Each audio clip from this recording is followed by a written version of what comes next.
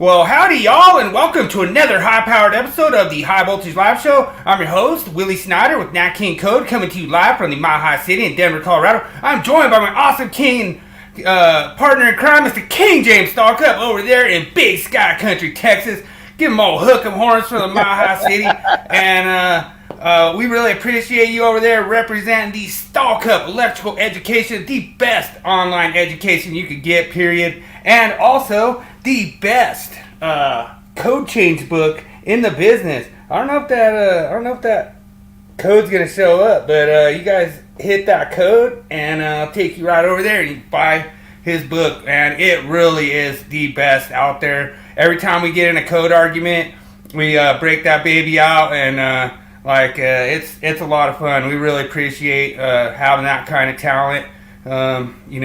At the tips of our fingertips out on the job site, and you're going to have it even more once he gets the learning management system out. We're going to be able to have it on your mobile, and you're going to be able to just go in and check out anything you want with motors, or as James would say, motors.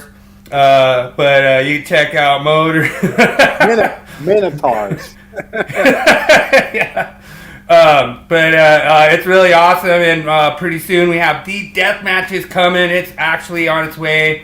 We're real excited. We've worked on a lot. Actually, for years we worked on it, trying to get the bugs out of it, and it should be really awesome. And looks like we already got some people jumping in. We already got Bridget up in here. Welcome in, Bridget. Hey, Bridget. Thanks for joining us tonight.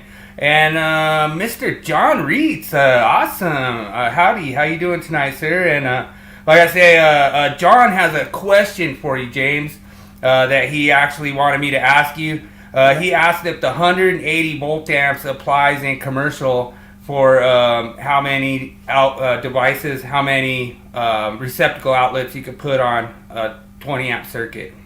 And I think he was saying it was somewhere around 13. To me, I think that's a good question. I would say I wouldn't push it too much over 13 in a commercial setting, but that's just me. I don't think that there's really anything that I could reference really in the code other than 210.19b or 210.21. I can't remember. It's somewhere in there. Well, what you're getting into is you want to look at 220.14i. That's where you're going to pick up the 180 VA per receptacle. Okay. What's up, Frankie? Oh, good to see Frankie in the chat. We next week, let's do a myth on that. Because what I'll do is I'll go in and show it where you're on a 15 amp circuit and a 20 amp circuit, and how you go about providing that calculation. And we'll do both. And we did this a long time ago. You remember somebody asked me that question, and they asked in commercial. I said residential, they'll take and do the square footage, and it's basically unlimited based on, I'll go through and explain all that. But usually, remember I had that. You do the 180 VA. Remember I had that picture, and it was like the whole wall of receptacles for the residential. Yeah, I will go through that, but yeah, that is correct. That's the way.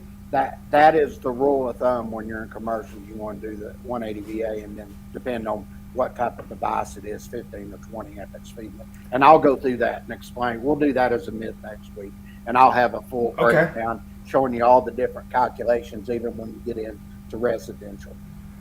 Yeah, like kind of what I was telling John is a lot of, I'm not one of those guys that do a lot of calculations. Like I just kind of do a lot, not really guesswork, but you know what I mean? Just basically like, you know what? My rule in commercial is 10.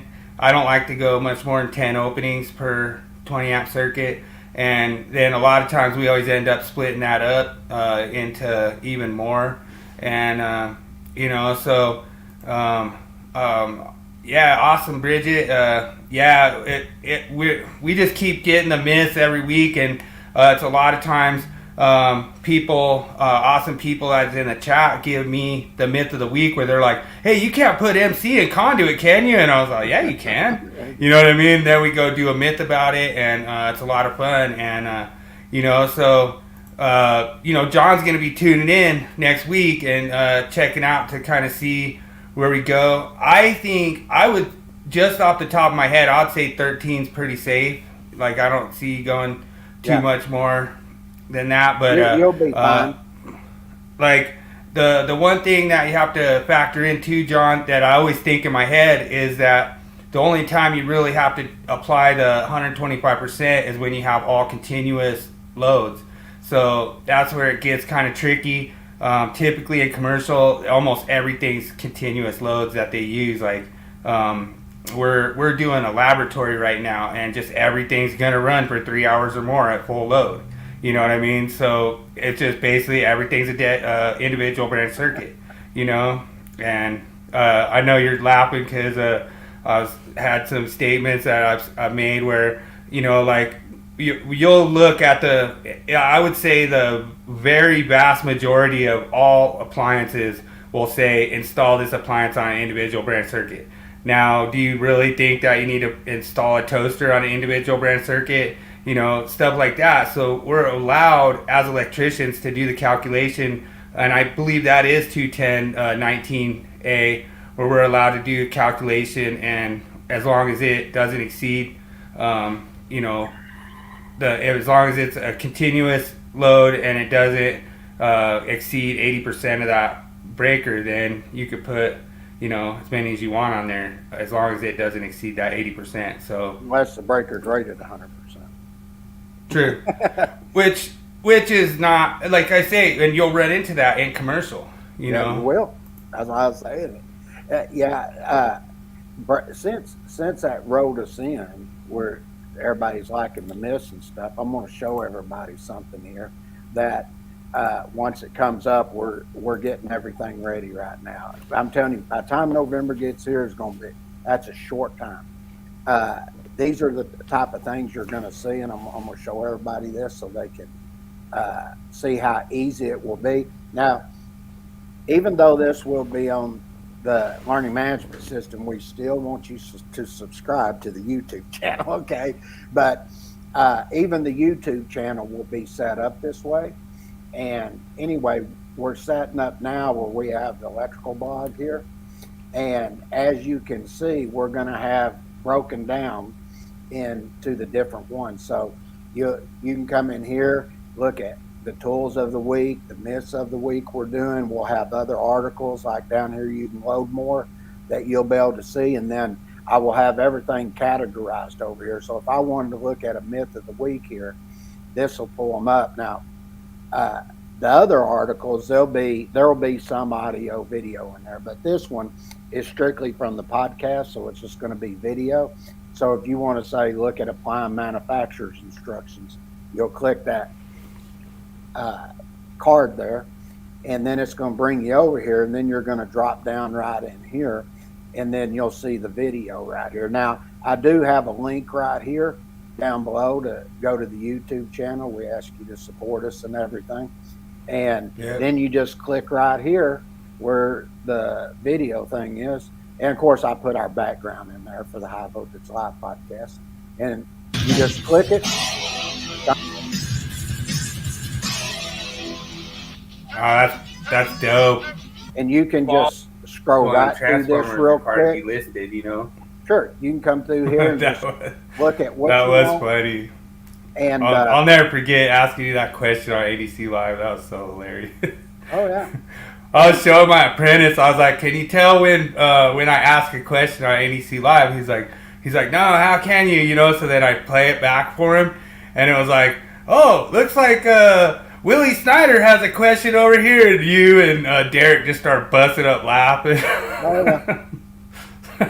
Hey, check this out. I want to show everybody right here to show you from compared to last week. Let's say you wanted to look at the instructor presentation series for instructors out there. This is already getting done for you. And you can see we've got them as individual chapters, whatever you want to go through. And it's all, there's going to be just tons to go through here. Now, one of the other things you'll notice here, we've even set up here where you come in here, we've got the motor series that's set up now. We've already built them out. They're done. And we're just slowly but surely adding everything. And then you'll notice here we've got every state that's set here now. The courses are about to start getting built out for a lot of these, and it really is. I'm so impressed with everything that we've done so far. And then here in the community, you're going to see quite a bit that is being added over here on the sides. Now, what I'm going to do is I'm going to come in, I'm going to take a lot of these out of here. But for now, it's just automatically building in. I've got to go in and do a little bit of work to it. But this I was checking my email. I don't think that free lifetime free key came through yet for my membership. I'm still looking for it. All right. Well, now, I'll keep waiting, but I want to show here. I'm going to go here. I want to go to the home page because we did quite a bit of work on it. Okay. And the reason we did is because, quit showing me that. I don't care about that. So I'm going to go here to preview. Now, what we've done, we've come in here and we're telling you what the benefits are here. And we're basically telling you the options are endless here. Because we've got it set up where we have basically series overload.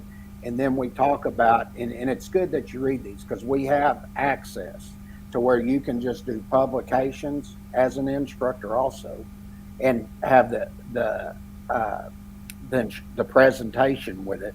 And the students you just may say we want to have the publication, they can have that. Then we have the online course series. Now, when you get into that, that's where you get into the interactivity and everything. And we do them in individual topics, whatever, but we also have the online course series also for the instructors where they also have the presentation, and then the students can be clicking through sections and all of that, but the instructor will still have access to that. So that's what the instructor series is. It basically goes in order, and the instructor series covers also the online course and the publication series. And then we talk about the electrical blog that we're putting together and all the stuff that's going to be available there. Now, one of the things I'm also going to do is I'm going to put together a monthly update on there when we start the NEC Deathmatch.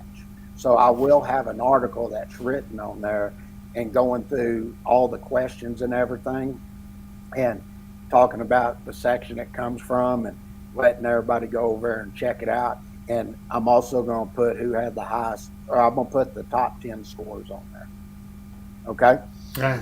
And then... All right, so I'll at least have my name somewhere in there with David Englehart.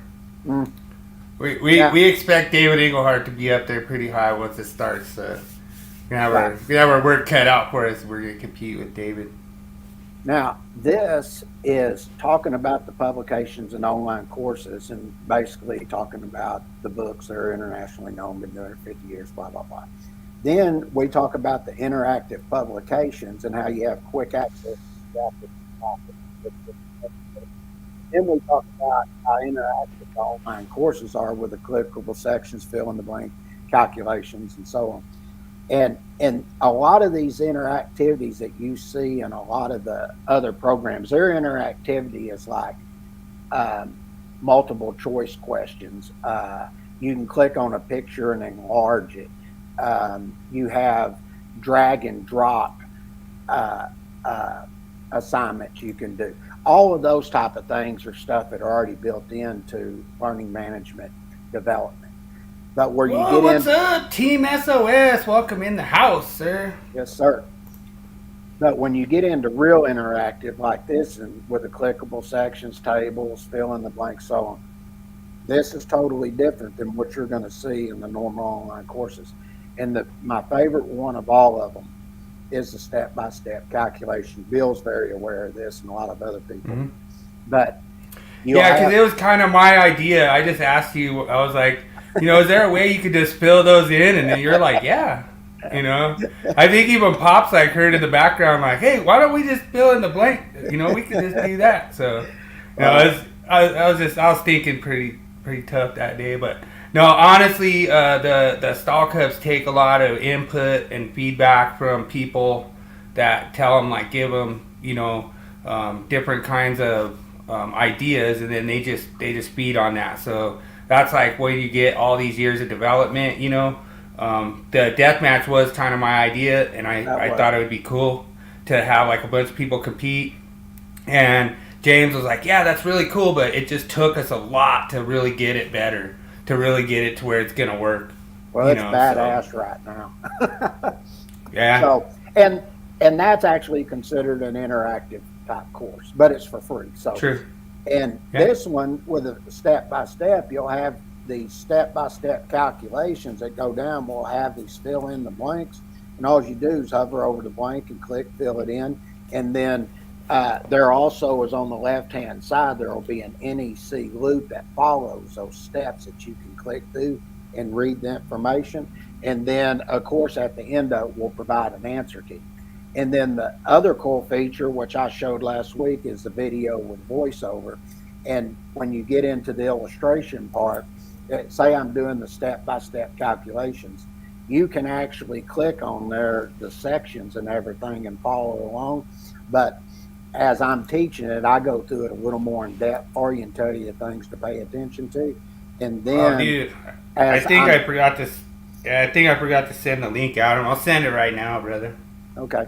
And then what'll happen is as I'm teaching that, the value will populate in the blank for you, so you can see it. And then of course we got a lot of the quiz overload, but I will encourage people to come to the home page because there's a lot of information here, and you'll especially want to come here because this is where we're going to have the death match set up and everything. The only way to access it will be from the front page. So if you wanted to go to it, you just come here, enter at your own risk, and it'll take you over to that page. And I don't know why our internet's running so slow. It was actually shut down quite a bit yesterday. But this will get you over there, and then when you come down, we'll have all the October, November, December, everything will be listed underneath there. So with that in mind, that's all I wanted to show everybody, give them an idea of the myth of the week topic and all of that's coming. By the time November gets here, you're probably going to look at, well, I guess that would be, you're talking, I'm going to do all of 2024. So by the time November gets here, you're looking at 4 times 9. You're probably, we had a few weeks off, but you're looking at around 30, 36, somewhere in there. We'll have myth of the week, topic of the week, and tool of the week. Those will all be there. And I'm also going to put the Willie Quiz in there too. So. Oh, dude, awesome. Cameron, that'd be awesome, man, if you could jump in and hang out with us for the quiz. It's really easy. James should get all 5 right. He didn't do so well last week, but he'll like get back on the off the hill this week. And what's it on this week? Comics. Oh, hell yeah. I'm good. I'm good at comics. All right. Yeah, you should get it. Like I said, it's easy. Like, pretty much, like, the reason I choose the topics is because I try to pick something James is good at. You know what I mean? And then that way when he gets it wrong, then I could be like, how come he got it wrong? I thought you were good at this, So last week, I never even heard of the freaking thing. Yeah. Now, that was good. Like, there was one time where I did one on OSHA, and he's all, I'm not really good at the subparts. I'm like, all right, next week is OSHA subparts, But it's pretty funny. And then I think I did it on some, like, OSHA stuff, and then he got them all right. But it's pretty cool. He tries to, like, trick me and stuff, so it's all good. Well, yeah. Got to play to my strengths. Yeah, Uh-oh. So there has been a challenge thrown down to the king. Uh-oh. Yeah. We'll see. It's gonna be competitive, and like I say, it's a lot of fun doing them, and like I say, all our little segments is we're kind of design them for interaction of people to come in and hang out, kind of get involved. And that's the whole reason I wanted to do the death match, because originally the death match idea was going to be for top educators to battle like difficult code topics and stuff. And I just thought, you know what, it'd be cool if we could just do a death match with like anybody from the electrical community, and anybody could jump in. Who knows? John Reitz might just smoke me. Yeah. Love it. That's cool. All right, John. Yeah, that's a good comment, brother. Yeah, you should probably get some of them. And like I say, the thing that's cool about it is I think there's only like one actually hard question that I don't think anybody's gonna get unless they get a good guess. But I put it in there on purpose because I was like, oh man, James is gonna be doing his strut when he gets 3 in a row, and I got to get one in there to just bam. You're not gonna get this one, Bring it on. I'm ready. Yeah, and that'd be cool if Mike shows up too. Cesar is always welcome. Mike is a good dude, angry Canadian, and Adam got my pickle shot ready, so it's pretty cool. A lot of fun. What do we have for the meme this week? Oh, that's right. This is how I feel when I turn the power on. All right.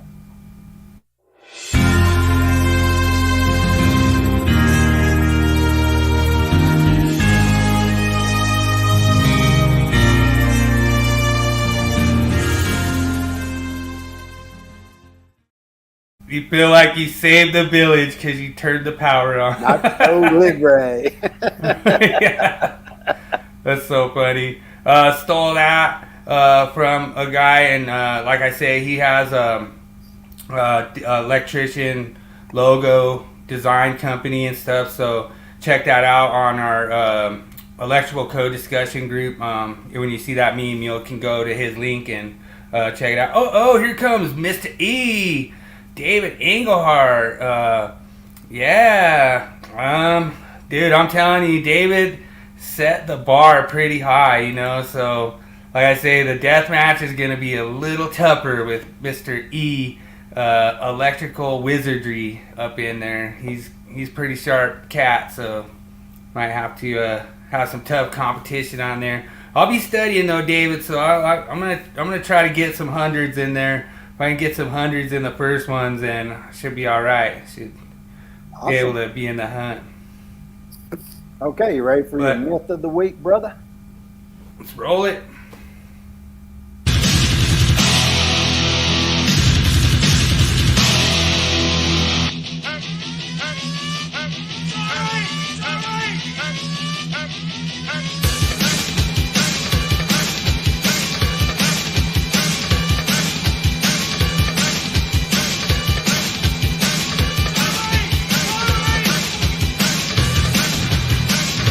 It's time for Myth of the Week.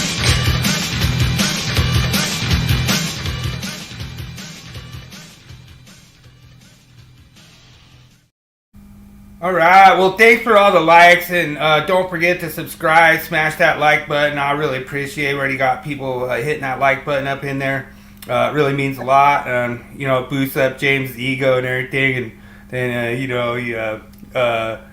sits there, oh, we got 300 subscribers now. But no, seriously, it's really awesome that people jump in and enjoy our content. I kind of want to pop one up from Bridget, where she says she loves the myths. And so she knows firsthand that I go up to people on the job site, and I'm all, guess what the myth is this week? And then I start asking people and see what their opinion is. So this one's kind of a cool one. Like I say, Willie Jackerson was really proud of that install. I know a lot of the electricians out there wouldn't have done that, but Willie, he made some video where he took all the parts out of his bottom of his gang box and made something out of it. And so, like I say, he's proud of that. But the myth of the week is number 49. It's already existing in our myths. It's not a new one.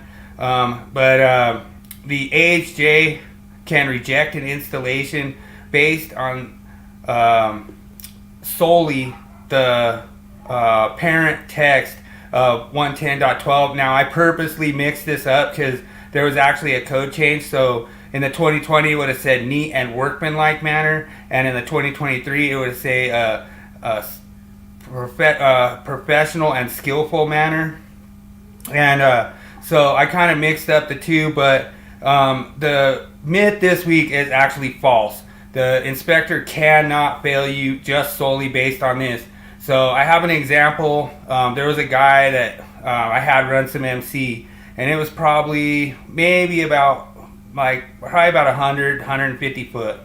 And he ran it through the ceiling, and he just basically pulled that MC out and just strung it over to wherever the box was, put the box in, and then strapped it back. So like when you went and you shined your flashlight up in there, it just looked like this big coil of MC just going right through the ceiling, you know? And it looked horrible. I was embarrassed. I basically told him, I was like, why did you do that, dude? That looks horrible. I was like, it looks like a coil of MC in the ceiling, you know? But he went and he hit every 6 foot, you know, ceiling wire and everything. And the inspector looked up there, shined his flashlight up there, said, all right, we'll see you later. And it was strapped to code and everything, but it bothered me. I have a major OCD when it comes to, you know, like not doing stuff straight and clean. And, you know, to me, that MC cable should look like conduit. And so it was one of those things that I realized, like, that inspector could have said, you know, that MC looks horrible. I don't want the customer to look up in the ceiling and see all these coils up there in the ceiling, you know. But it was strapped to code, and it might not have been neat, and it might not have been installed in a workmanlike manner, but it met the minimum safety standard of the code, so it was a pass. And, you know, it bothered me, but at the same time, it passed. I didn't have to go back and redo it, so I just let it go. But every time I looked up in that ceiling, I didn't like looking up there, you know, because it was not a professional and skillful manner the way it was installed. And so I look forward to like hearing what your take is on it, James. I know James gets kind of surprised sometimes when I do my miss, because I just kind of bring him out of left field, and then all of a sudden he has to kind of throw him back and, you know, strike me out there at home plate, you know. But I always got something to say, you know that. Right. Well, you know, I was an inspector for 5 years, and I can tell you, I never, ever turned anybody down or worked. That's a good point, Bridget. Bridget said it's hard to make MC look good. Sure. I'll give you a good example. Take like here in Texas, we use non-metallic sheet cable, okay, Romex, rope, whatever you want to call it. And they'll come up out of that top plate, and they just go straight to wherever they need to go, and you'll see wires just going all different directions from there. But yet, it's strapped. If they got an entrance coming up to the attic, they're away from it. They're doing everything they're supposed to do. That's actually listening to code. Now I look at it and I think that looks like crap, you know, but they didn't do anything wrong. You know, I remember when I built my house, I came up, everything come down this way, went down this way, and then I branched to where I need to go. Everything was in a neat, workmanlike manner, and the reason I did that is because if I wanted to go up there and I wanted to put some plywood down to create some storage space up inside the attic there, I didn't have to worry about wires being in the way. And I made sure everything was run perpendicular. I wanted it this way. You know, I took my time. I mapped out everything the way I need to do, where my home runs were going to go and everything. And I didn't have a whole bunch of wires just, you know, all over the place. But if I wanted to take it, come out of there, instead of coming this way, then going this way, and then dropping down, I could have just went straight over to it. And guess what? It'd have been perfectly fine.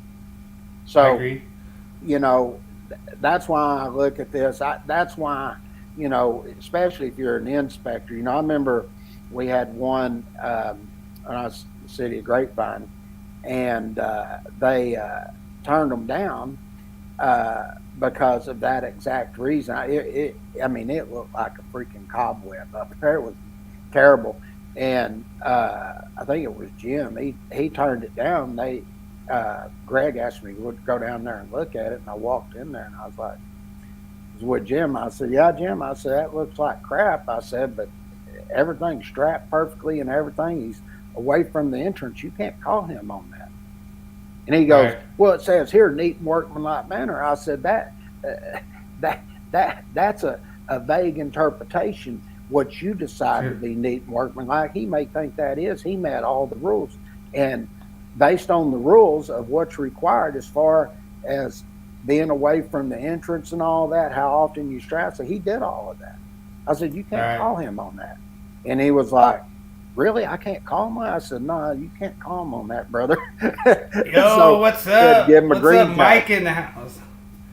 Hey, brother. Yeah, Mike's in the house. And welcome in, John. I haven't seen you in here, John. Welcome in. Really appreciate your comment. And yeah, you can take time, make it look nice. I know a lot of times I like to make stuff really clean. Like I kind of take pride in my work, and I really like that where everything looks really straight, perpendicular, lines up, level. Everything like stays looking good, you know what I mean? I just like that, it's not like the code makes me do that, So yeah, and it's awesome to oh, what's up? A moment of silence for Jasper. I haven't heard about that, Mike. All right. Oh, there's a moment of silence. So like I say, sorry to hear about that, whoever Jasper is, and that's rough, but it's one of those things. Oh, look who we have jumping in now. We got Worm Brothers. What's up, fam? Nice. Oh, appreciate you jumping in. Yeah. So oh wow. Oh, she got caught in the wildfires. Oh, dude, that's messed up. Oh, sorry to hear about that. Yeah. Is that a person or a town? It's I think it's a. It almost sounds the way he put it in there. It's a town that got burnt down. Yeah. I guess it's not a person. Yeah. Oh, dude, awesome, Worm Brothers. Oh, yeah. Pop on in, say what's up. So, yeah, and John, awesome, man. Yeah. Thanks for jumping in, hanging with us, and like I say. Oh, it's a town by a national park. Okay, that's what I was okay. thinking, yeah. All right. Yeah, we'll have to do something for that. I hate a national park to get burnt down. Yeah. A town too, but I mean. That's rough. Oh, dude, thanks for stopping by, Worm Brothers, man. Yeah, and like I say, you come by anytime, pop on in, and you could watch these anytime. These are on YouTube forever, so you could always hang out, watch the Willie Quiz later on. There, Worm Brothers, but yeah, that's pretty rough. Like we've had that stuff happen here in Colorado. I know I did a podcast about the Marshall Fire, and it basically burnt down the town of Superior, and like I say, it was pretty crazy because we had like these really incredibly strong winds. It was like gusting up to 100 miles an hour, and it blew down some power lines, and the power lines started a fire out on the grasslands, and then it just blew like a blowtorch into the town of Superior, and just basically wiped out the town of Superior. It was crazy, and I was right there. I have pictures of it on my Facebook. I was like not too far away. I was probably about 20 miles away when it started. It was pretty crazy, but yeah, okay, cool. Cameron's gonna be hanging out with Angry Canadian, but yeah, cool. I'm glad everyone dude, like they're doing like all these guys are doing a lot of people are doing so if Rhino's in Castle Rock, I'm about an hour. About maybe not that far, but probably like 45 minutes from Castle Rock. It's not too bad. It's about an hour, I'd say, in traffic, the way traffic is down there. It gets rough. That south area is rough traffic. But Yeah, rhinos over there in the old Castle Rock area. Like the south area is pretty cool down there, but you have like if you move down south, you just got to stay down south because it's rough. Like up here, I'm north of Denver, and I like it because I don't hit all the traffic, and we still got traffic, but just not as bad, you know. Yeah. And and yeah, it's true. It is pretty hot right now. Like we just have like maybe a week in the hundreds, and then after that it'll go back to the 90s and stuff. So it's not too bad. You know, be glad you're not in Houston. Yeah. God, King James over there, he gets like the 107s. Like don't you guys usually get like 106, 107 like the whole month of August or something, or like basically for a whole month from like July to like the middle of August or something like that? Yeah, this year's been weird. We hadn't really had a ton of hot days. It's been pretty cool here. I mean, I went and hit golf balls, was it Tuesday night, and it was 88 degrees. And it's usually nice. Freaking 90 something, you know, to 100. Right. All the way up till at least 9:30, 10 o'clock. I mean, it's high 90s, low 100s. And you can just feel the heat on you, you know. But this year's been very easy. But Houston, I mean, I was down there one time and I was looking at the weather and it was like, I think it was 85 degrees or something. And I was like, oh man, this is going to be great. I went out there, the humidity, shit, I was dripping wet. I was like, screw this. I ain't never lived in Houston. Yeah, and it is funny too, because like we give him a hard time too. Mike, we say that he, you know, says like stuff like motor and stuff like that. I told you it's Minotaur. Yeah. Minotaur. It's so funny. Yeah, but it's pretty cool, and it kind of rubs off on me a lot. Like I'll say some funny stuff, you know, like might have to take off my big old belt buckle, you know, like or stuff like that, you know, or maybe I'm gonna take out the lifted truck this weekend, you know, stuff like that. Still need to get Candel's on to do something compared to cowboy hats.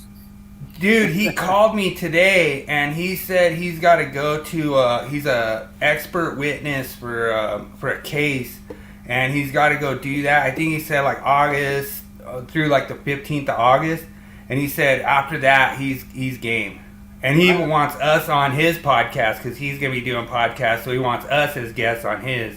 Hell yeah! So I thought that was pretty cool. Yeah, I remember when I did NEC Live. He said me there, can I get you on my podcast? I said, yeah. Yeah. It was funny before we were starting. He goes, what do you want to talk about? And I said, all right. I said, this is the way that we'll do this. He'll tell you this story. And I said, Mark, just pick the subject you want and just give me an intro and I'll take over from there. And he goes, okay. Wow. And then I just started going through things you look at when you're doing plan review. And going through it, and after we got off, his wife, she goes, you know, I'd heard about you. She goes, I can't believe you just did that all off the top of your head and were quoting all them sections and everything. And I said, I learned that, you know, from many, many, many years experience. I said, but now, if you go listen to the boys over at ECD, they'll tell you I don't know what I'm talking about. And she started laughing. She goes, no, I think they don't know what they're talking about. Welcome in, Michael. Sorry you have to go back to work, brother. You know, like, that's pretty rough. But, yeah, you know, thanks for stopping by. Don't forget to subscribe and smash that like button. But we really appreciate all these people joining us. It's really fun. Makes it fun. And I know James has like a topic that might not be all 100% up everyone's alley, but well, it's going to be on the 2026 proposed. Okay. Okay, gotcha. Place, but this is going to be done a little different. I'll show everybody here in just a second. So let me go ahead and cue the intro.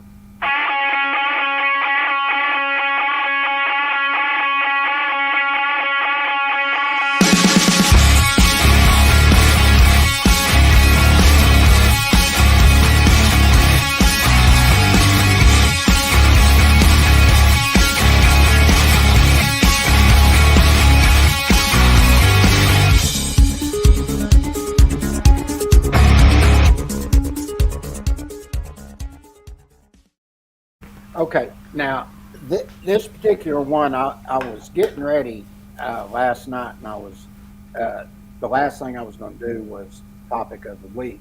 I got everything else ready. It's probably about 2:30 in the morning, and I'm like looking at it, and I was like, "Holy crap! I didn't know they did all of this." So, what I'm going to do is I'm actually going to pull up the NFPA website so I can show it. Okay. And I'm going to put. And I took us out of us on the side because I need this on as large as I can get it. So I'm going to go over here and share the screen so everybody can see just what is actually taking place here. All right. Hey Cameron, it's gonna be posted on the Discord. Adam's gonna post it up on his Discord, so hit him up, message him, and just tell him post it over on the Discord, and then you guys can join in. And I don't know, Mike, if you got the link over to Adam's Discord, it'll be posted up there. Okay. Now, what is going to take place here is Article 404. You're going to see a lot of things that are struck through pretty much the whole article. Okay? And what is going to happen is a lot of stuff for the switches has been moved to Article 406. Okay? Oh, okay. Now, instead of Article 406 dealing with receptacles, guess what's dealing with now? Wiring devices. Okay? Okay. Now, for switches, they've done a couple of things here, and they got rid of just the whole scope that was there, and now they've added an A and B, and they're going to tell you what is covered and what is not covered. Okay, so they basically took everything and just sort of set it up to where they've got the article like they do other articles and putting it in subheading form. Okay, and then they also come in and put some listing requirements here telling you that the switches shall be listed, and then it gives you some things to look at here in the informational notes. Then you're going to come down and just watch. Look at everything that's been struck from here. Wow. Okay. Now, then you're going to get to That's recondition equipment, and what you're going to see here is, and when I looked at this, I was like, okay, well, they're going to tell you what's permitted to be installed and what's not permitted to be installed. Okay, so the type of reconditioned equipment that cannot be installed is if it's a lighting dimmer, electronic control switch, snap switches of any type, and motor case switches. So they come in and they're telling you you can't use those. And then if you look at A, they tell you what's permitted here, and this is where you got knife switches with butt contacts and voltage pressure contact switches. Okay? So, and then they tell you to look at manufacturer and qualified testing laboratory before being returned to service. All right? Then you come down, and then you see some of the enclosures here. You'll see pretty much none of that really changed, not much. You'll see the position and connection of your switches. And then look at here. We get into this, and you get into your accessibility and grouping, and they've redone this to tell you what is considered readily accessible, the maximum height. They basically took it out of here and put it under headings at this point. But you'll notice they deleted the voltage between adjacent devices and multiple snap switches, because this is going to get into your wiring devices as an installation part. All right? Gotcha. And then look at here. We get in to our general use snap switches, dimmers, and control switches, all deleted. Look at that. Your mounting of your general use snap switches, dimmers, and control switches, deleted. Then you get your basic stuff, circuit breakers that are used as switches, your grounding of your enclosures, and then you pick up your knife switches. But look, the rating portion of the knife switches, the rating and use of your switches, all gone. Come down. Just look, I'm just going to keep going. So is it gone, or is it just moved to 406? It's moved. It's gone from this article. Oh, gotcha. Then you got your constructions there, and then they got rid of the electronic scope that was moved in. And then they've got your wire bending spaces and your switch enclosures with doors and things like that. Okay? So that is what's taking place. Now, probably just for this, we're probably going to come in here and we'll probably touch base on the listing and labeling here because that's new. But that will probably be the only thing we do here. And then we'll have another illustration talking about the headings that have been completely deleted. And then we're going to place on there where they have been moved to. So, hey, Jake Riddle has a good point. It's not rejected, it's resolved. So resolved, okay. All right. Now, here is where you get in this, and I was talking about 406 out your receptacles and stuff. And now you're going to see they've done this, and now it just says the rating, type, and installation of what? Wiring devices. And then they'll tell you that the listing requirements here, they're going to have to be required to be listed. Then it gets into the recondition of your equipment, and it says these devices shall not be permitted to be installed. So that means you can't recondition them. All right? Okay. And then you're going to see that we'll come in and explain what they've done here. They just took all of this and 406.9A for damp locations. And you're going to see, look what's happened here. You've got different headings now. You've got receptacles, and then where you had it in damp locations in Article 404, now it's moved here to 406.9A2, and this is where your switches are. Okay? So then you drop down and look what they've done again here. They've come in here for the wet locations, and look at here, they've put everything under headings here. Okay? Thanks for that comment, Metro. Welcome in, Metro, by the way. Thanks for coming in. Now look at here. There's switches added. Everybody's seeing what's taking place here. Now, look at this. Now, instead of them talking about wiring device or receptacles that are in these bathtub and shower, now they're going to say wiring devices. And if you look down here, there's the switches. Okay. So now are you over in 406? This and are you still in 404? This is 406. Okay. That's what I'm saying. 404 sections have moved over here. Okay.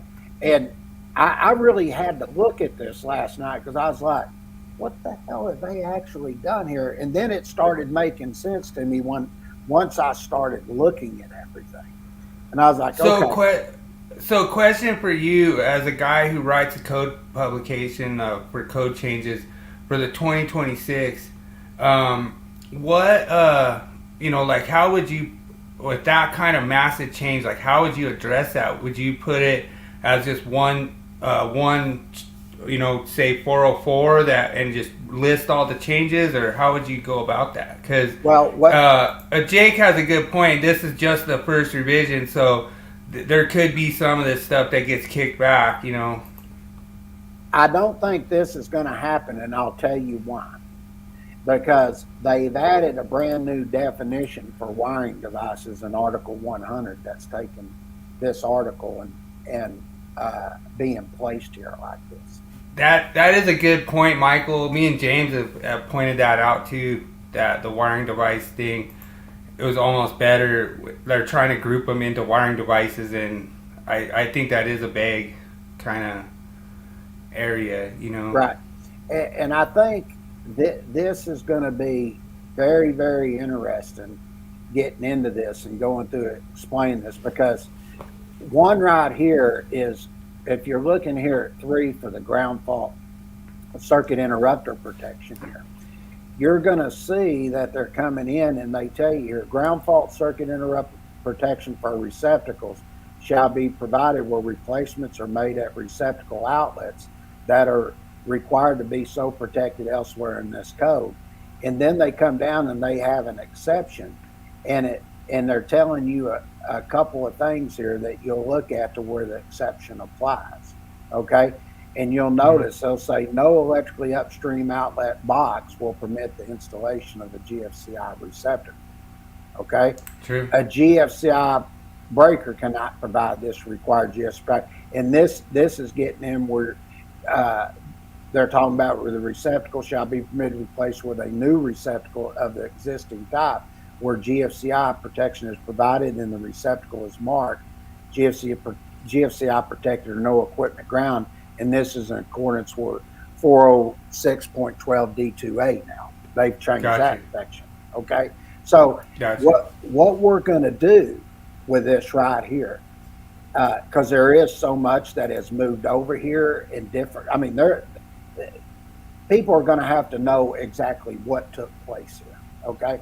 So I'm going to take in Article 404, we'll have one of the changes, but I'm going to take Article 404 and where the section is that's in there, whatever it's covering, I'm going to create a table that goes with this. So you'll have the 2023 section, and then we're going to show you where it went in the 2026 section. Oh, okay. Yeah, dude, that would work. Awesome. Yeah. So, but as you go through and you look at this, you can see there's just a lot of changes that have taken place here. And this here, switch connections here, we're going to go through that. The accessibility and grouping, they've redone all this, relayed it out here. They're indicating types and stuff here with the switch enclosures. Look at all this. This is all new. That's been added over here. Do you think that this is in preparation for a drastic change in 2029? I can't speak on that because I'm not 100% sure on that. Gotcha. It could be, it could not be. But anyway, with that, because this would be a way that they could get those wiring devices grouped together, because that's how they have that new structural change, is to put wiring devices all in their own thing. And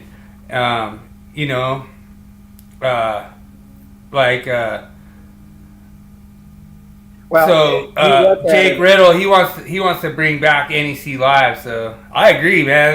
That was a fun show. I enjoyed Wednesdays with NEC Live on. Yeah, I remember when Derek asked me to go on there, and he specifically, he goes, I want you to do calculations. And I said, okay. And he goes, I heard you were really good at them. I said, okay. And I remember going on there, people asking me questions, and wasn't even what I was going over. It was just something new, that I hadn't even covered, because they only gave me so much time, and I was just making problems up off the top of my head and doing step by step.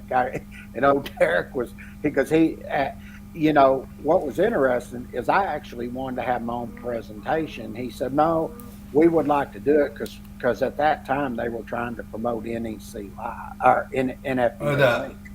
Yeah, the link, yeah. And I said, okay. And I was sitting there going through it. I remember there, he goes, James, slow down. He goes, we can't go that fast. They wouldn't even load. And I was like, okay. So I'd go real slow and explain everything.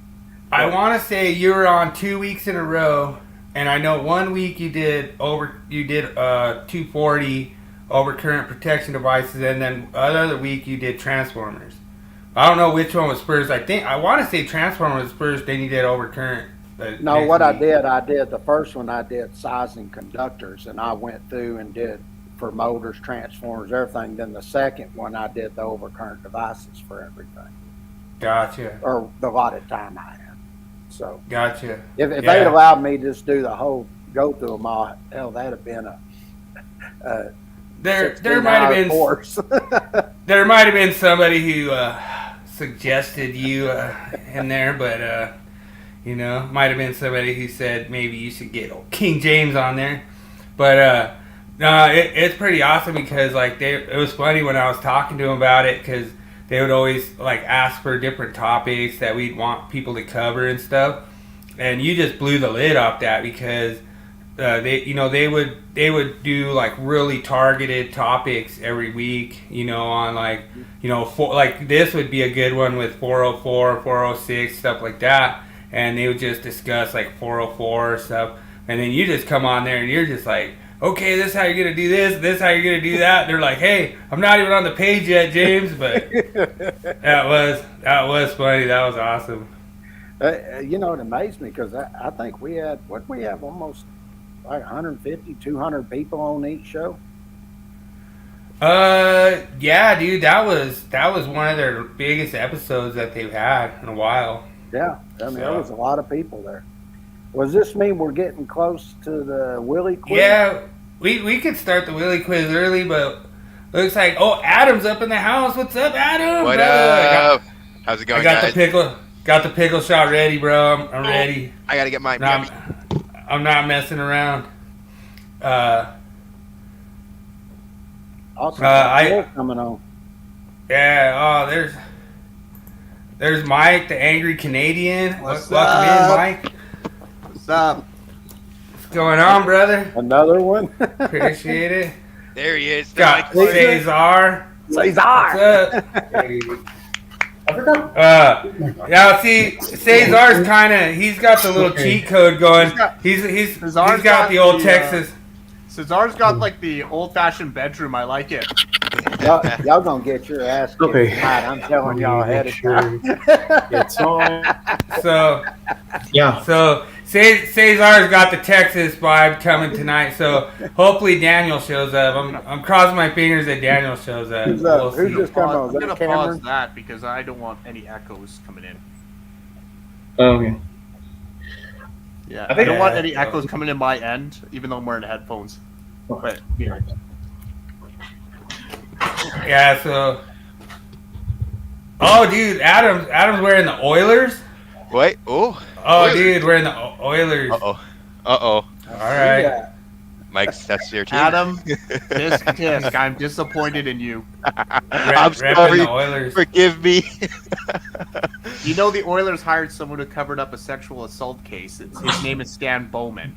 It's no laughing joke. Oh yeah, like James wasn't laughing at that. He was laughing at me just, saying that they got Texas vibe in the house, and we got the Canadians and the Texans versus the Colorado guy. But it's so much fun. What's that? Colorado ain't that bad of a place. Yeah, I like Colorado. It's pretty awesome.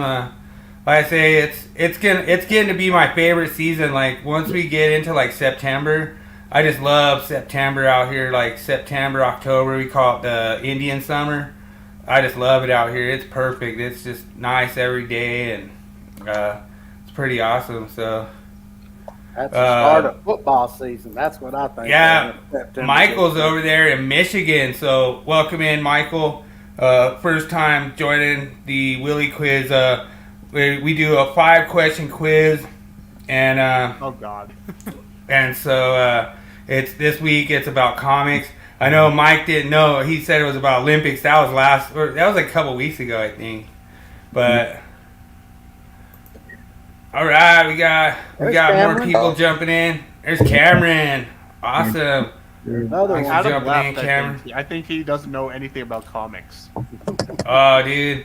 I think he's coming back in. I don't see Adam taking off. Oh, we lost connection. Oh, Yeah. Oh, Adam. what it is? I think the Trudeau dictatorship got to him. Oh. Oh. Yeah. He's rejoining. There. Oh, now Is my Cam- audio good or is it still crap? I think it's good. Okay, As good. far as I can Because tell. did anyone? Your audio sounds fine. Did anyone see me eating a ghost pepper by any chance? Oh yeah. Did you do that? Mike actually had a ghost pepper. I'm not sure if he grew it himself or bought it, but I grew it. Oh, yeah. He was growing it for months, probably. And he was eating the heck out of it, and it made him choke kind of kind of the same way the Atlanta Falcons choked against the Patriots. Yeah. Oh, that's funny. I was gonna say something worse, but I'm gonna respect my Cowboys. I was doing a lot of hiccups because of the spice. I was like, and I was like, Oh, oh yeah. god. Oh yeah, he was. Oh my goodness. I literally put my tongue in water. Yeah. I think that apparently water doesn't make it less spicy. I think it's milk that makes it spicy. Milk and Isn't bread. that right, Adam? All All right, so is There you Adam go. back up in here now? I should be back. Oh, now. Adam's back. Oh, All right. You need better Wi-Fi. Yeah, I gotta get that better Wi-Fi. Oh, Yeah. he took the Oilers jersey off. That maybe what did it. Maybe Trudeau maybe you might lifted. be onto something. I wear the Oilers jersey and then my connection goes, so maybe I'm like, okay, maybe take it off real quickly. Every time I make like a political YTP or something like that, Vegas Pro always seems to have issues. And another guy I talked to has the same thing. He was doing like a Trump YTP, and he was using Adobe Effects, and it crashed 10 times, and he was just like, "Screw this! I'm not doing it anymore." Wow. That's crazy.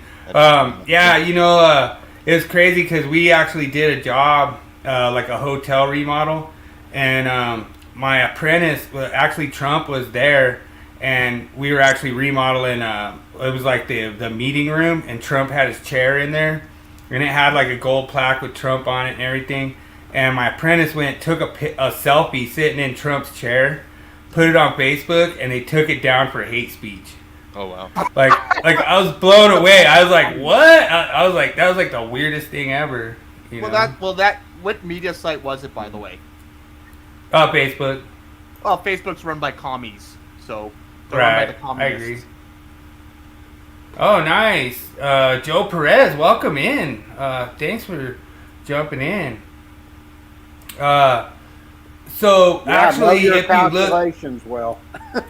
yeah, Joe, if you go back to some of our other episodes, look at our topic of the week. We did actually a journeyman exam prep for like 16 weeks, I think, or 17 weeks. Well, it was journeyman and master exam prep. I did it Right, all. it was- And if you go back, we started at the 1st of January for, it was about 16, 18 weeks, something like that. Right.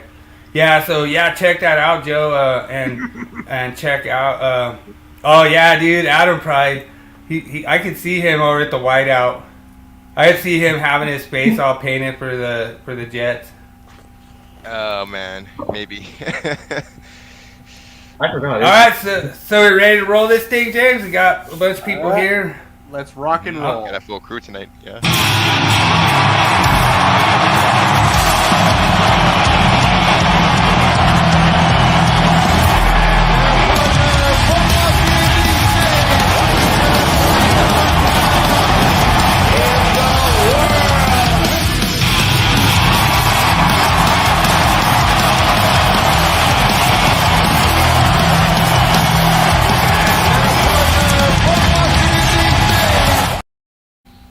Dude, that's so awesome. Freaking Adam actually does all the moves and stuff when he does the intro and like knocks himself out on his chair and stuff. So it's pretty awesome. Appreciate it, Adam.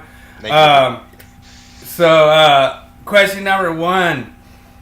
Who created the iconic superhero Spider-Man?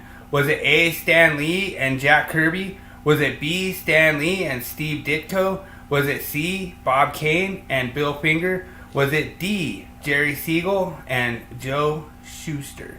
Good luck, everyone.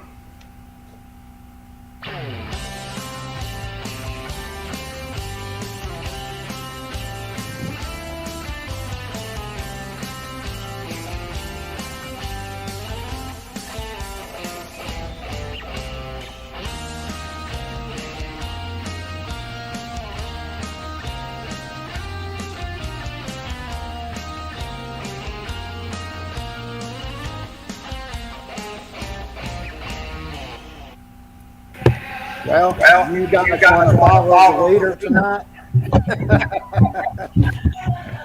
The answer is B. Yeah, man. I was thinking that. Yeah, I knew immediately it wasn't C or D because I didn't see Stan Lee's name in those two options, so I knew those were out immediately. I remember like reading about that for Stanley and Steve Ditko because I know they did a lot of comics together. Mm-hmm. I know it's right. Go ahead and tell me I'm right, Bill. All right. Well, I'm just gonna have to say, good thing you guys all copy King James because you're all right. B is the correct answer. So I told you guys it was gonna be easy, and like I say, as long as you copy King James, you're good to go. All right. See your next one. Question number 2: which comic book publisher is known for characters like Batman, Superman, and Wonder Woman? Is it A, Marvel Comics? Is it B, Timely Comics? Is it C, DC Comics? Or is it D, Dark Horse Comics? Good luck, everyone.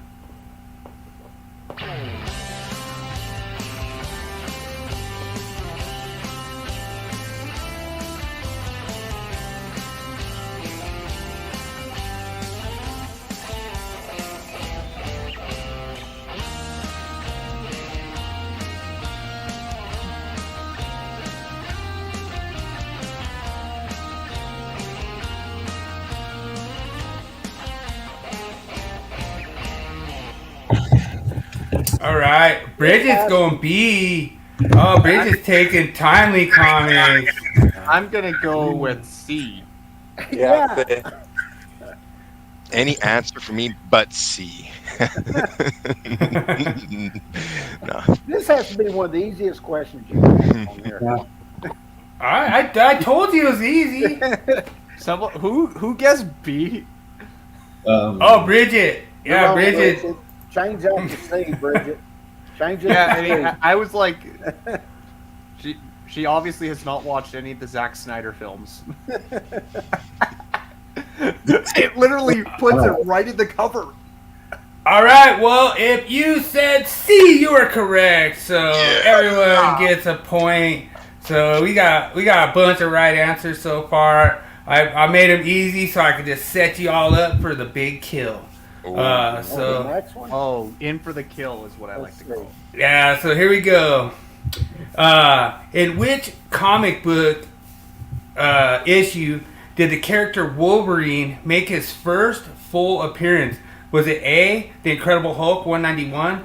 Was it B, The Amazing Spider-Man 129? Was it C, The X-Men number 94? Or was it The Avengers number 4?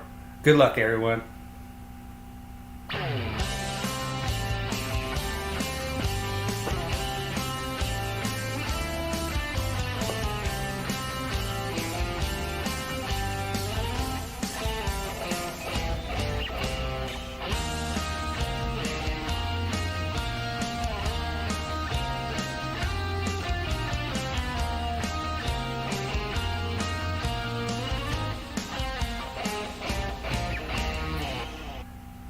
All right, here's where Bridget takes back her revenge, and she goes C, X-Men number 94. So good answer. I'm going last because I actually know the answer because my son actually has this comic, and I'm actually going to prove it because I'm gonna try to get it from him and show it here on the podcast here in a couple weeks to show that I actually know this one.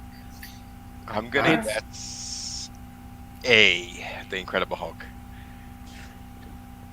Okay. It's the Incredible Hulk, but it's not 181. It's 180. Okay. I have. None of the above. None of the above. Okay. I'll copy him as well. None of the above. At this point, it's going to be a random guess. That's all I'm going to say. What's that guess?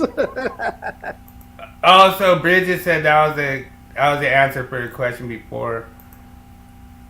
Oh, but she's still going X-Men 94. All right, so I guess I might have screwed up and did screwed it up a little bit. It is A, The Incredible Hulk number 180, I guess. Yeah. I don't remember. I think that might be right, but I know it's the Incredible Hulk because Yeah, it's we Incredible had Hulk the- number 180, I believe, not 181. So Yeah, Right. I screwed up. Like I say, some people throw the challenge flag sometimes, and it's all good. I'm all good with it, but do we get one- like I say, I do. That's why I do it. I do it for easy, All right. So It's Cameron. what is the real name of superheroine Wonder Woman? Is it A, Barbara Walters? Is it B, Natasha Romanoff? Is it C, Diana Pierce? Or is it D, Jean Grey? Good luck, everyone.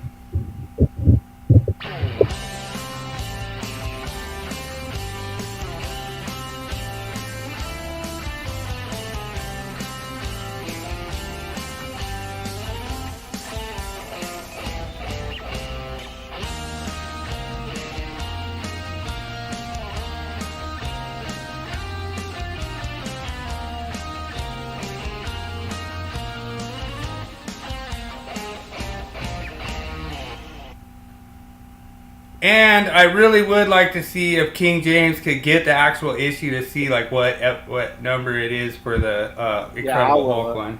This one is C. If you watch the first Wonder Woman that they did with Gal Gadot, Yeah, when they I come was back, gonna say C.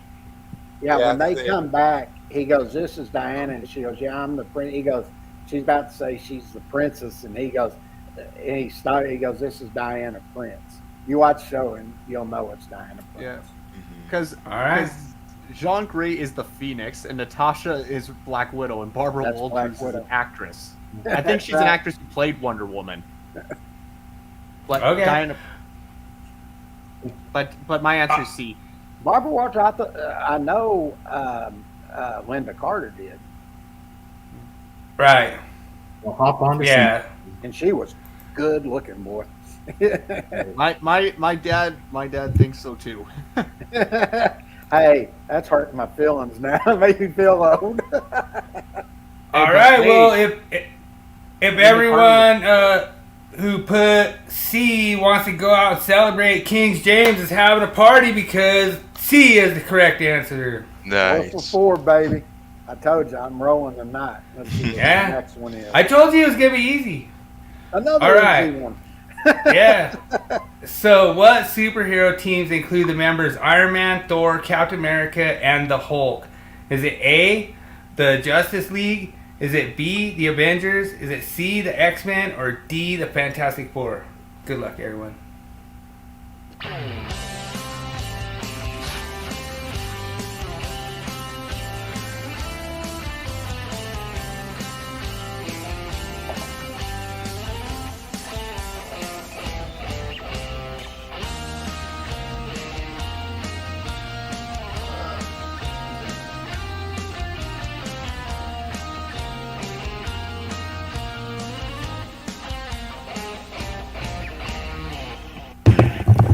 All right, John.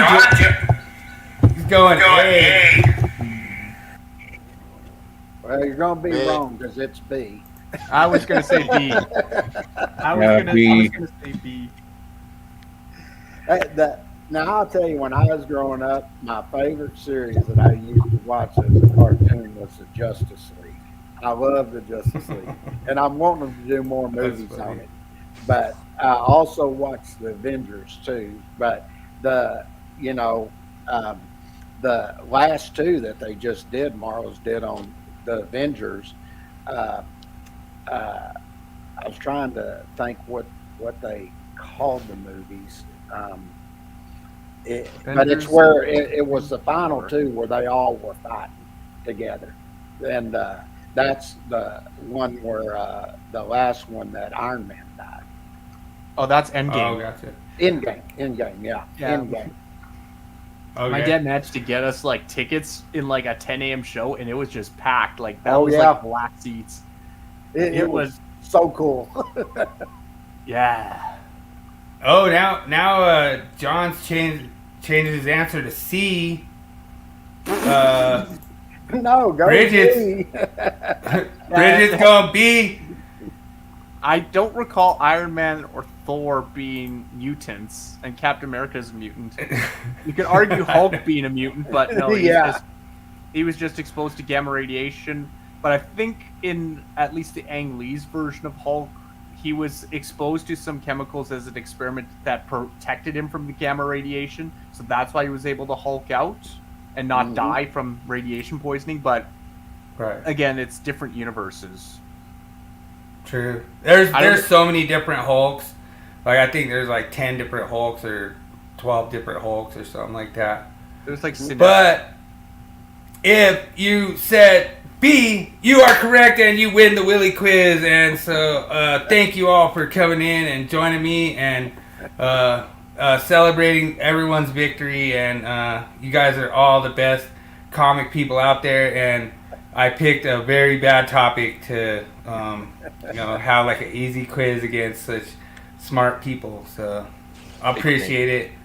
It's a lot of fun. Like nerds on this channel. I kind of put them together, and I kind of think maybe some will be hard. Like, I was actually surprised you guys all knew the Hulk one. Like, thought that one might be a little harder, but like I say, that was the hardest one, to be honest. Yeah, because you hear Wolverine. Oh, Wolverine's X-Man, but then I said although those questions, the one that will likely get people is the comic book question.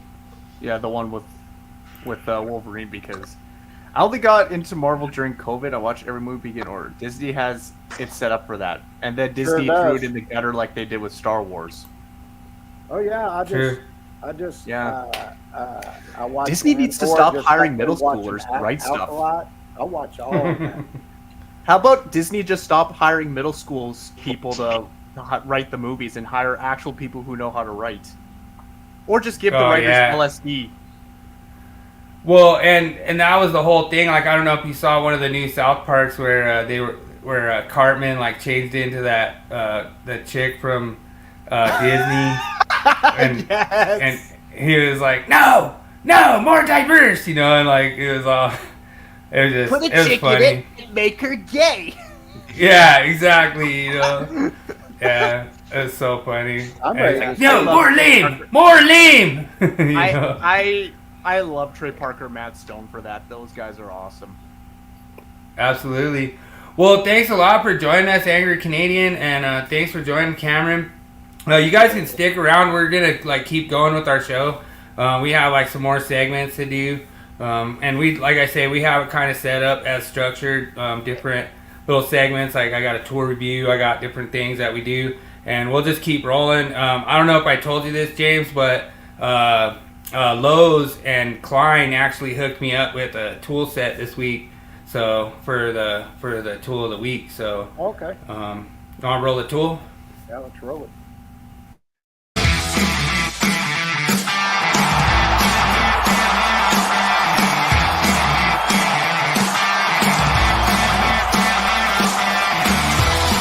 It's time for tool review of the week. Sponsored by Electricians Only Tool Review and Nipex Tradesman.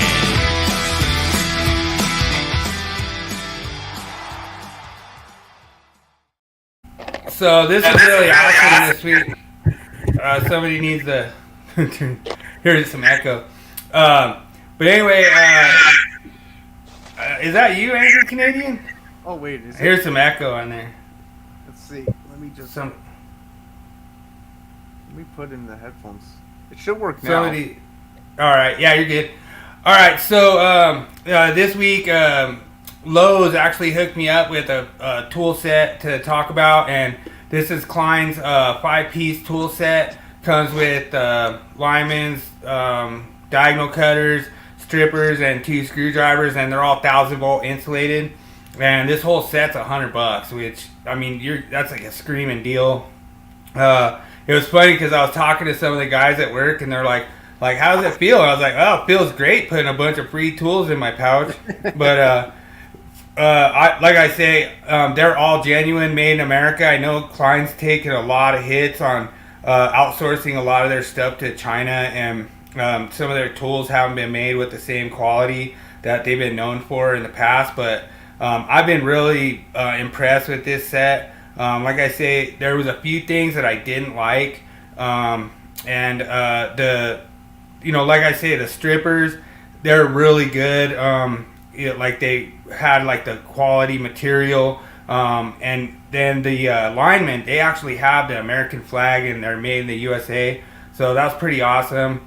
Like the screwdrivers, they're 1,000 bolt insulated.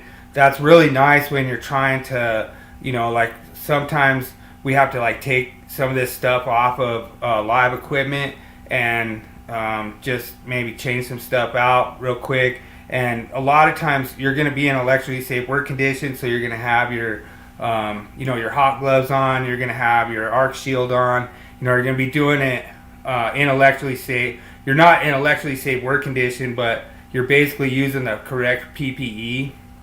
And so that is one of those things that I really liked about this kit, to be 1,000 volt rated. I know me and James actually covered this topic before about the 1,000 volt rated, and you were correct, James. These do have the double triangles on them. Yep. So that was pretty cool. And like I say, made in the USA for $100, and it was out the door at Lowe's. And like I say, they hooked me up, and I really thought this was a good set. So that's my tool of the week. So appreciate it. Very nice. All right. Yeah. So what do we got next, James? We got the question. Yeah, let's. I got an easy question, dude. This is a slam dunk for you, brother. Let's see. Oh, come on. I don't know. Are you really sure about that? Oh yeah, I'm sure. Yeah, it's schedule 80. But the thing, like, this is kind of a weird thing because I've actually run into this before where actually the code would say possibly that you need schedule 80, but then you run schedule 40, and then you're like, is it really that susceptible? Is it really going to get damaged? Is it subject to physical damage? Is it really subject to physical damage? And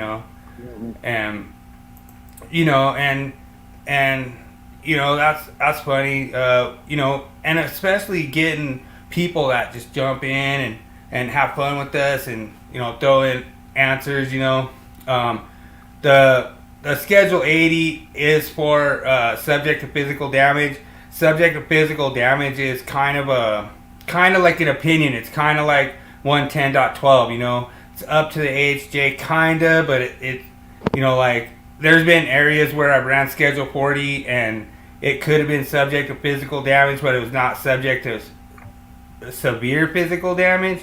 So it's kind of a gray area on that one. But yeah, the correct answer from the James Stallcup change book is schedule 80. So you know where the worst place I ran into that before? I was a chief inspector for the city of Grapevine, and the Corps of Engineers used to oversee the two marinas that were on Lake Grapevine. Well, then they decided they wasn't going to deal with that anymore, so it reverted back to the city to go out there and inspect. And I went out there, I don't even know how long, 40 out there, and those pipes were broken with water in them and everything, where those boats were hitting up against them and everything. And I went out there, and they knew they had to fix it. That's why the Corps of Engineers didn't want to mess with it. But there was a lot of other things out there. But that was the one place I went out to and actually saw where using Schedule 40 was a big no-no. And they had to go out and replace every bit of that conduit all out to the different docks and everything that were out there. It was a pain in the butt for them. But that was subject to physical damage. I would even go to say it was severe physical, because we used to actually have in the code severe physical damage. And back then we considered that severe. So that's why you got into a little bit of a gray area. What was considered severe, then they got rid of that and just said physical damage. Yeah, and wasn't that the change for 2023? Yeah. Okay, gotcha. Sure was. All right, well, I just want to always throw in little little curveball code change in there, but I'm just getting you set up with all the easy ones just so I can just set you up and just crush you with the hard ones. I'm gonna find I'm gonna find you trivia about another team you don't know about next week, but we'll see. I will get you. We'll get you. It's coming. You will. I know you will. So are we doing what, Wall of Shame? Yep. Let me cue it up. Shame. Shame. Shame. Shame. Shame. Shame. Shame. Shame. All right. Oh yeah, this one's pretty funny. This came from Carly the Spark, or the Carly. Electrician. Yeah, Carly the electrician, and it's funny because she gets a lot of she gets in a lot of battles with some of these guys. Like she's gotten in battles with Paul Abernathy and Angry Sparky and stuff, and they call her out on stuff. But yeah, this actually is a code violation. It's not legal to weld EMT, but I'll give him A+ for creativity. I mean that's definitely creative, and I don't know. Like I say, if you get somebody to do that for you, where you could just push a fish tape from 2 different directions, get it to come out one pipe. What I thought about when I saw this was we were on a job, and it's the first time I ever saw this before. We'd go put a vacuum on a 3/4 in like the electric room, and it was coming out of 1 inch in the other electric room. And then we'd go put it on a 1 inch at like the lighting control panel, and it was coming out of 3/4 in another electric room, And I'd never seen that before. I was like, what is going on here? They're not even the right size pipes. Well, we ended up having to go dig it up, and they told us like, oh yeah, these guys cut it over here. Well, what these guys did, the landscapers, they just took the 3/4 and just shoved it in the 1 inch, and took the 1 inch and shoved it in the 3/4 and glued them and called it good. So our pipes weren't even going to the right places where they're supposed to. Wow. But it was funny. We ended up having to dig it up, put a box in there, and it was funny. But I can't believe you can't buy that as a pre-made product. I know, right? It's called the double way conduit. But That's big funny. shout out for Carly. Like I say, it'd be awesome to have Carly come on. I think she's in Canada, Canadian electrician. So it'd be cool to have her on, talk to her. We're gonna get Mark Candel's on 2 weeks, James. So he said about 2 weeks he's gonna be ready to go. So Oh, cool. I told him we'll fire it up. We'll get something spicy set up for him. We already have our myth of the week for next week, so that's pretty good. Tell him Pretty cool. bring that cowboy hat. We're gonna compare, baby. Yeah, and look, it sounds like John Reitz, yeah, he likes those linemen. Yeah, they do feel nice, John.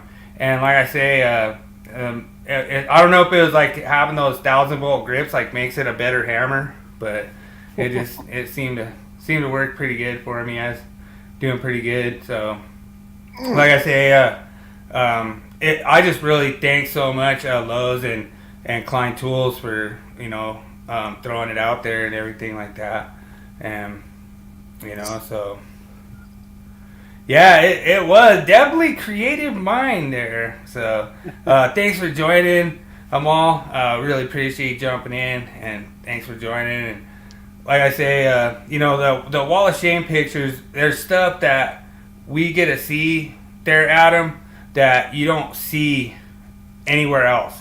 Like it's not something like. So what happens is, with us being electricians, we're constantly going to service calls and stuff. We see stuff that nobody else sees, and a lot of times we're gonna fix it. But I have some, like, I think next week I'm gonna do a Wall of Shame picture from one of my service calls, and it was funny because I was like, all right, see, this is what you want me to fix. 'Cause they called me for a service call, and there was like all these problems, you know. Mm-hmm. And I was like, oh, well, you know, obviously you want me to fix this. They're like, no. They're like, that's fine. There's nothing wrong with that, you know. So it's funny, like, there's been constantly ones like that. And I showed James that before. Like, I had this one where there's this MC cable, and it was at like a Goodwill, like in the back where they bring in a lot of stuff. And there was this MC cable that just got destroyed. Like, it was smashed flat, you know. Like, I was scared to even touch it, you know, because it was smashed flat. And I'm like, oh, you know, you guys want to fix that? They're like, whoa, nothing's wrong with it. And they're sitting there operating the switch, and it's working. And I'm just like, okay, you know, but it always blew me away how they never want to fix, like, the crazy problems like that, you know? Mm-hmm. Yeah, they're like, what's wrong with it? And I'm like, it's freaking flat cable. It's smashed, you know? Like, no, still working great. The fan's turning off and on. You're like, okay, you know? And so it's really the comedy where it comes into these electrical installations where the one I show next week, like, it's pretty funny. Like, because what happened was they called me out for a photo cell. They said the photo cell wasn't working. So the first thing I see is I come out there, I'm in the day, and one of the lights is on. And I'm like, oh, okay, there's the bad photo cell, whatever, you know. And they're like, oh, no, nothing's wrong with that light. That's our maintenance guy did that one or something, you know. No, that one's good. And they just got wires coming out from behind the light and just plugged into an outlet.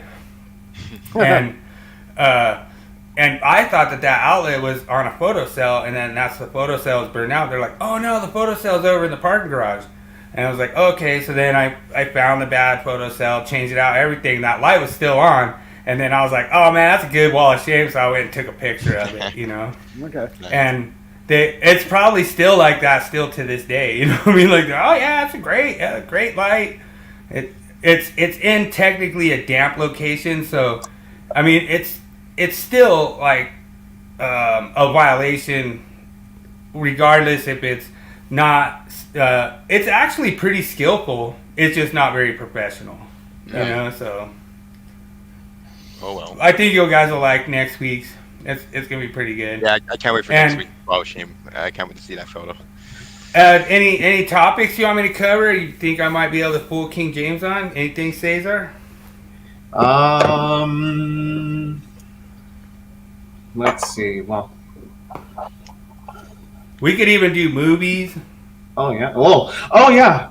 The quiz. So I had like 2 suggestions. I think it was last night or the night before. One of them was like classic hits, you know, 70s, 80s, 90s. I'm in for that, especially 80s.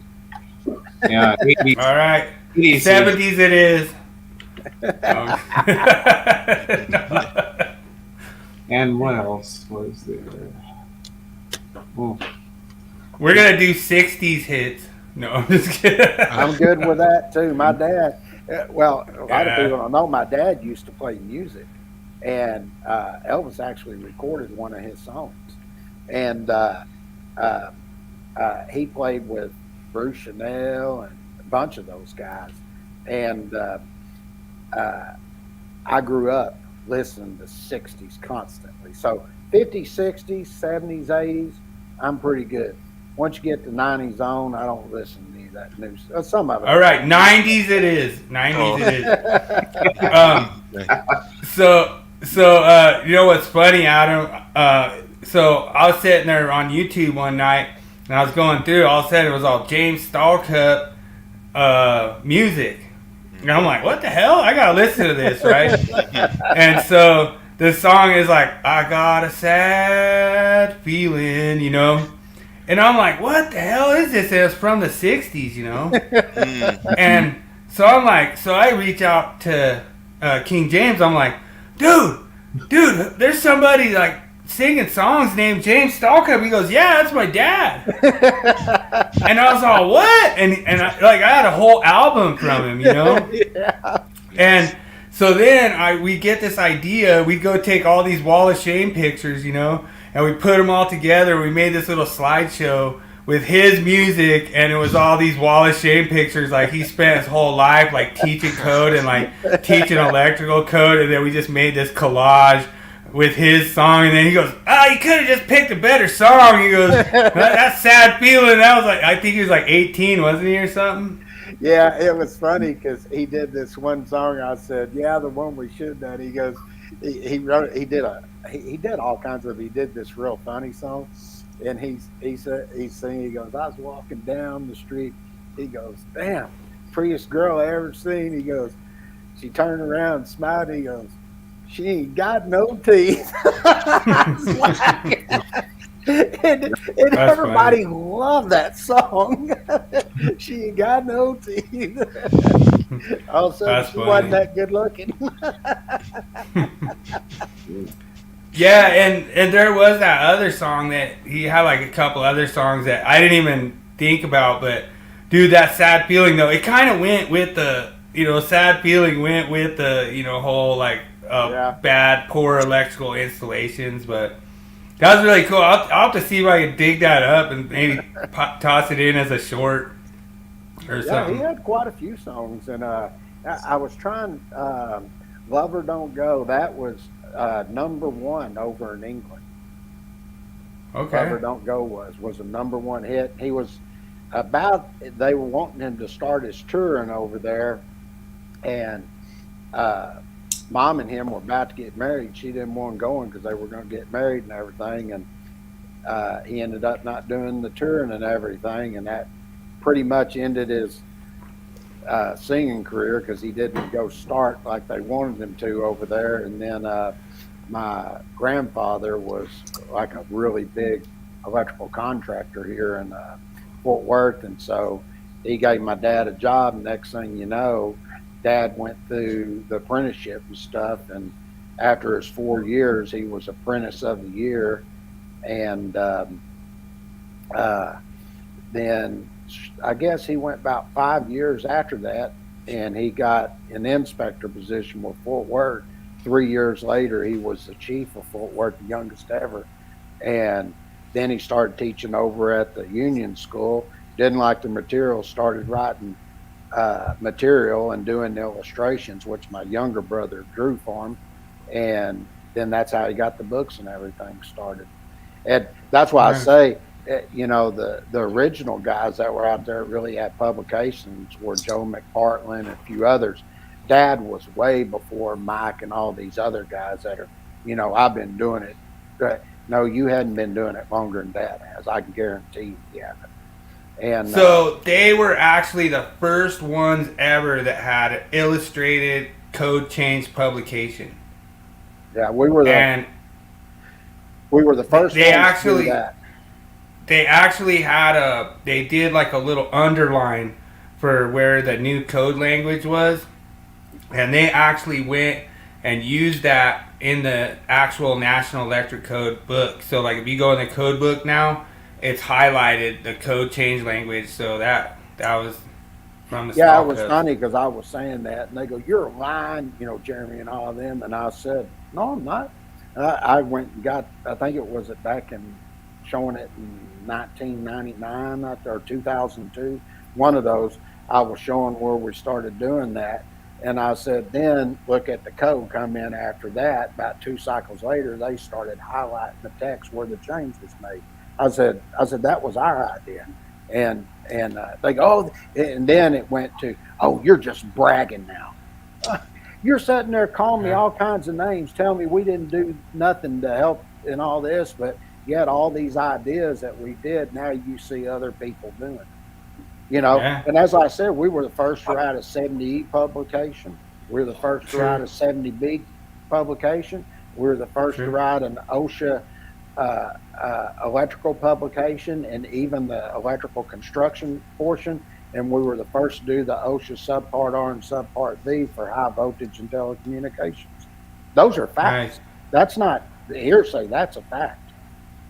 True. Well, Adam, it comes to the time of the show that we love. It's time for the pickle shot. Yes, sir. I got mine right here. All right. I'm cheersing you. I'm cheersing my screen now. Gatorade, H2O. Gatorade, H2O. All right, Adam. There you go. You pushed out, Adam. You didn't drink that whole thing. I know. I might have pushed out a little bit. Yeah, I did a little bit. I'm like, oh hell no. I'm just gonna like go through it. Adam, you should have did what I did and just eat a bloody ghost pepper. And We're looking like at- you sound like you're having sex. Yeah, I know we should look into getting. I know I should look into getting that really, or at least that really hot chip for one of the streams. So Oh yeah, Or like a Carolina Reaper. yeah, just so the whole stream you guys can see me suffering the whole time. Oh, trust me, people love seeing me He won't suffer. even be able to answer did- anything eating one of those. yeah. Trust me, people I'm- love seeing me suffer. That's why I have like 1,000 subscribers on YouTube. Wow. Actually, 1,004. Hey, Oh, yeah. I might do actually one chip challenge live. That would be something I could do. yeah. No, Get a ghost pepper. Get a Reaper. All right. I might do I'll it. go I ahead. might do it. I'll be watching this. I'm not doing Yeah. it. I'm gonna try to get like the scorpion pepper and Carolina Reaper too and eat that for views. Yeah. So Joey's World Tour actually did the one chip challenge. I think it's called the Pocky one chip challenge. Well, that's the brand, Pocky. And then he was eating it whole. He put it right into his mouth. And then he was munching on it, and he was like, "Oh dear, it's so hot." And then he was That's like, what she said. and instead of, well, what he did is he took a stick of butter and ate it, and also some milk. Yeah, that's what he did. Joey's World Tour, he's a very popular food reviewer, and I know Okay. that everyone And does. so the butter and the milk like kind of help mellow it down, huh? Yeah, I think what it does is it kind of diminishes some of the enzymes from the pepper or the capsicum of the chili peppers that were used to produce. Okay. I want to do a trivia Alright. with you guys. I have a question for you guys. Okay. What is the Guinness World Records for the longest time a person has went without food? 40 I would days. say It is I not would 40, say- it's way more. Oh, okay. I I was gonna say like somewhere in the neighborhood of like 50, 60, somewhere in there. Like, It's but more. It's I was more. going to say probably. Let's see. You do. I would say. see, James probably is close- cheating because now he's 120 just getting days. Nope, it's more. Really? really. It is. Yeah. I would have thought about 4 months you could Yeah. do it. it You can is- actually survive without food longer than you can survive without water. That's Yeah. a fact. I learned it in elementary. True. You guys give up? Yeah. Yeah. Oh, 100%. Like, Most The I can think record of is- for the longest time someone went without food and survived was 382 days. wow. Oof. Over a year? Yeah, the guy was morbidly I'm obese, sorry. and he went on a medically induced diet where he just only drank tea, coffee, sugar, water, and some supplements. No solid food other than that. Did guy he was- lose 385 pounds? He was like 400 some pounds, and he lost 200 pounds. 200 plus pounds. Wow. He was Mhm. allowed tea, coffee, water, and supplements, nutritional supplements. So this was a medically supervised thing that happened, and he actually said Okay. at some points he wouldn't actually have a bowel movement for about 40 to 50 days. Wow. And the guy weighed about close to 500 pounds, and he went down to about Wow. 270 when it was all Okay. done. Wow. Yeah. That's crazy. There's a guy on YouTube named Nikocado Avocado, and I'm not sure how much he weighs. I know that he reached the 400-pound mark. Might be 500. Maybe he lost Should I have a POV Nikocado Avocado jumps on an airplane and have the plane crash? Oh, yeah. I You saw know what, that right? one. Yeah, like the one where I made with Adam. Yeah, Adam jumps on a on an airplane. Yeah. I mean, that's the one he's referring to. Yeah. That one actually has a decent amount of views. Yeah. Nice. Like close to 300.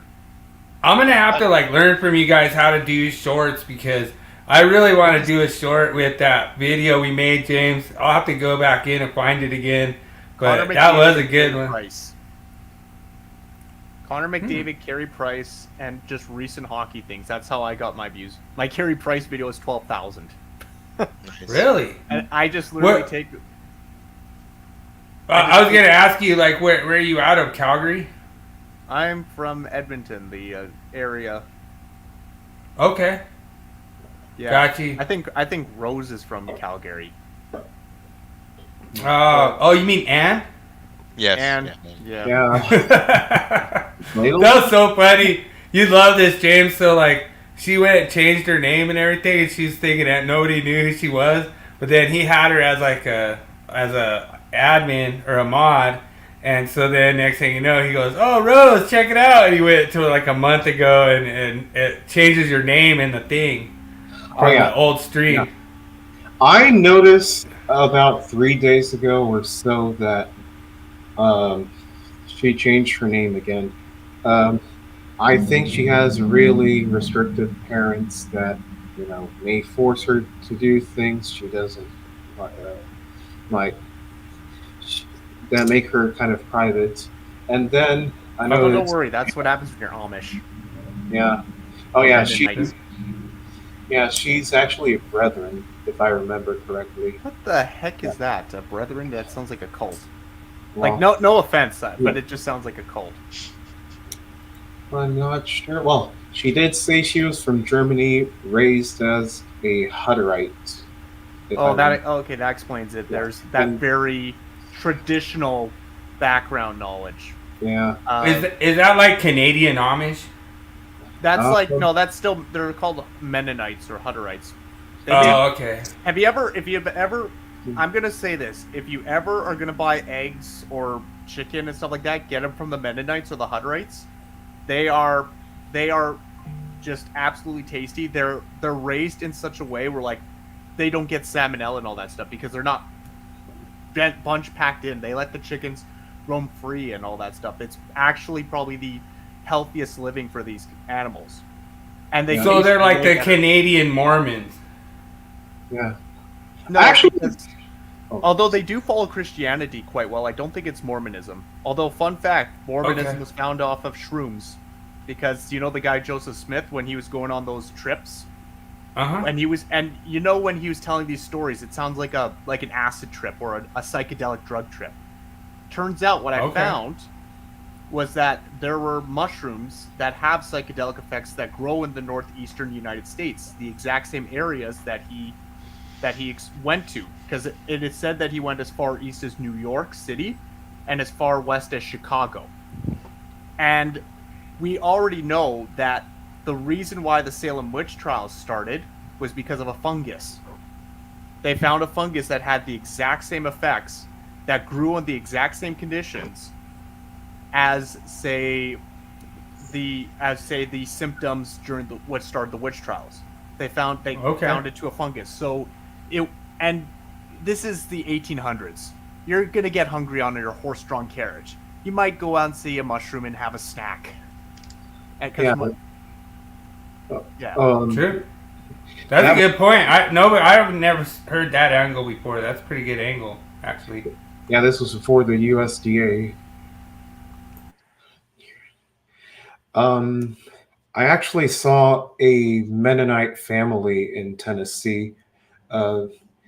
We've been there 3 times, and they have this doctor who checks on my mom and dad, and she's like, they're like, okay, so this is what we're going to do. We're going to give you some medicine. We're going to give you these powders that will help you in your health and stuff. And they're very wholesome. They even, I think the first time, they gave my parents a taste of pie. And they're so natural. That's all I can say. All right. Yeah. Yeah. Well, and you notice that a lot of times, like when I go get like a burrito or something for like breakfast or something, like you can actually taste when it has like all the natural stuff in it, and like they cook the fresh eggs and they have the fresh cheese, you know what I mean, and like fresh jalapenos and like all that stuff where it's just all fresh ingredients. You're like, man, that's a good burrito, you know what I mean? Like, oh yeah, like that's because they stomp on all the ingredients. That's because in Canada and America, they put all this poison in our food. Like these food companies, they'll put all this poison in our food. And the way that this is proof is grab any food in your fridge, look at the ingredients, you see any chemicals, look them up on the internet. And there's, I guarantee you, at least a few compounds or a few chemical compounds there that have known endocrine disruptors or known toxic effects to people. There's some with like, I've heard lead in them, or even some compounds that are actually toxic. And this is in Canada too. I heard that in Europe, you will not see a lot of these additives and stuff like that they put in our food that they have here in Canada and even in the States, because they're all banned because they're toxic. yes. So if you feel like gunk or something like that, I would say it is the food market and all that stuff. And if you go to Mennonites or Hutterites or Amish, they don't raise them with these products. They know these products are bad. They don't raise them like that, even though the government is trying to force them to against their will, even though technically they should sue the government for violating human rights. I mean, technically I'm trying to see if I can get a case against my Canadian government because they're embezzling our taxpayer money. But True. But their food. I will 100% agree with that. Taxation is theft. Did you hear that the Canadian government spent $9 million on a New York penthouse for a friend in Billionaires Row? Taxpayer money. Yeah. We should make. No, I heard about a lot of the Canadian. Well, like I heard about more Canadian tax waste than American, and that's pretty crazy. We should make like a Wolf of Wall Street movie on the Canadian Prime Minister, and like just portray him as like this Wolf of Wall Street guy who blows all this money. It's like, how the F do you spend $200,000 on food in 6 days? Are you feeding a effing village? True. Yeah. Well, and that's the thing. That's what makes you the angry Canadian. So I really appreciate everyone jumping on. Thanks so much. I know King James probably has to go get his dad some food. I bet Dad's sitting over there doing the little eat emoji. Give me some food there, sonny. Yeah. Now that I remember, I have 2 more suggestions that I may cover for quizzes. One of them, and I just remembered just now as we were discussing food, international cuisines like Italian or Mexican, all of those foods, they're so good. And before I was pre-diabetic or diagnosed pre-diabetic, I actually made a decent amount of pastas and everything, and risotto, and now and that would be a good one because King James is like doing some cooking stuff, so he's gonna probably think he's some expert at it, and then I'll just boom crush him. And then the second you hope so. Dude, I make them easy for everyone to look good. You know what I mean? Like that's why I make them easy. I could just come in at any time and just crush you. So we'll see. Yeah, another quiz we could try is fire alarms or washing machines or what else? Yeah, all those things. I actually have a fire alarm collection right here. I have a Pokemon card collection. Yeah. Alright. And then one of our mods has a Transformers and a Star Wars, if I'm not mistaken, correct collection. Yeah. I heard Godzilla. Oh yeah, Godzilla as well. Oh, Adam. Dude, I did a podcast on Godzilla, and it was crazy because it like a lot of times I'll think of a topic and I'll be like, oh, Godzilla, Godzilla. and then Yeah, and then I'll go do it, and then it brings back all these childhood memories. So, like, I remember when I was a kid, I actually had a Godzilla, actual action figure, and I was, like, crushing towns with it, Like, I literally was, like, I remember, I was like, why was I doing that? Oh, pfft.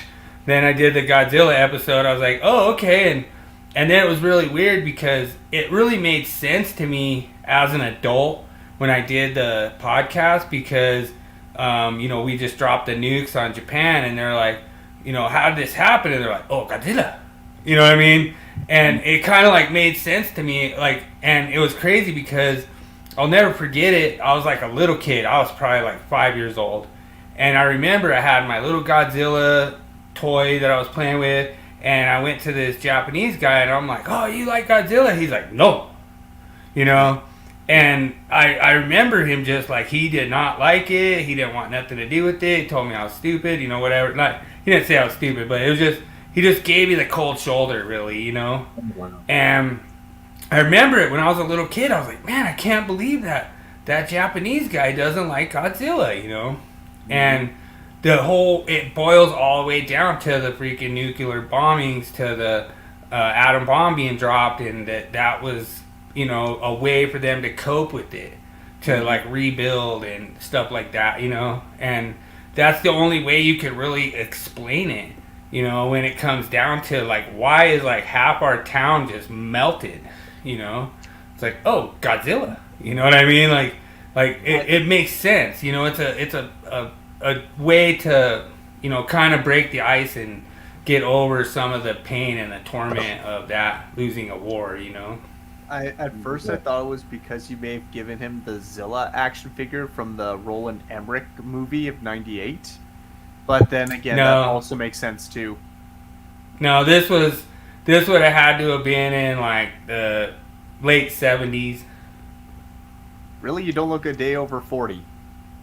Oh, thank you. Appreciate that. I just turned 50 in October, so appreciate that. You're welcome. And James is 10 years older than me, and he doesn't look a day over 40 either. So, yeah. And I'm not going to be retiring it. My generation won't be retiring because we can't afford it, because everything's so bloody expensive. That is true. I think Adam has a Godzilla sweater or sweatshirt. I'm not sure if he still has it anywhere. I got one right over here. Okay, that's great. Are you into Godzilla, Adam? Yeah, I was a pretty big. I guess I'm still kind of a big Godzilla fan. I mean, it's still there. I mean, I was more a diehard fan when I was a bit younger, but I like you mentioned the '70 movies. I do have them just to the corner here. Well, like to me, it's so funny when they're like, "Oh, Rodan," you know what I mean? Like, yeah. It's weird because like I actually do remember the shift where like initially it was like the humans are trying to stop Godzilla, and then it turned into Godzilla was actually protecting the humans from like all these other like massive I can't remember what they call them. They call them like I think kaiju is the word you're thinking of. No, they actually had like a it almost kind of like UFO, but it was like a MUA, like a massive unidentified organism, like MOAs or something. Like I can't remember exactly what they call them, but they actually had a organization that was formed just to deal with them. When in doubt, just call them gypsies. There you go. See, I like it.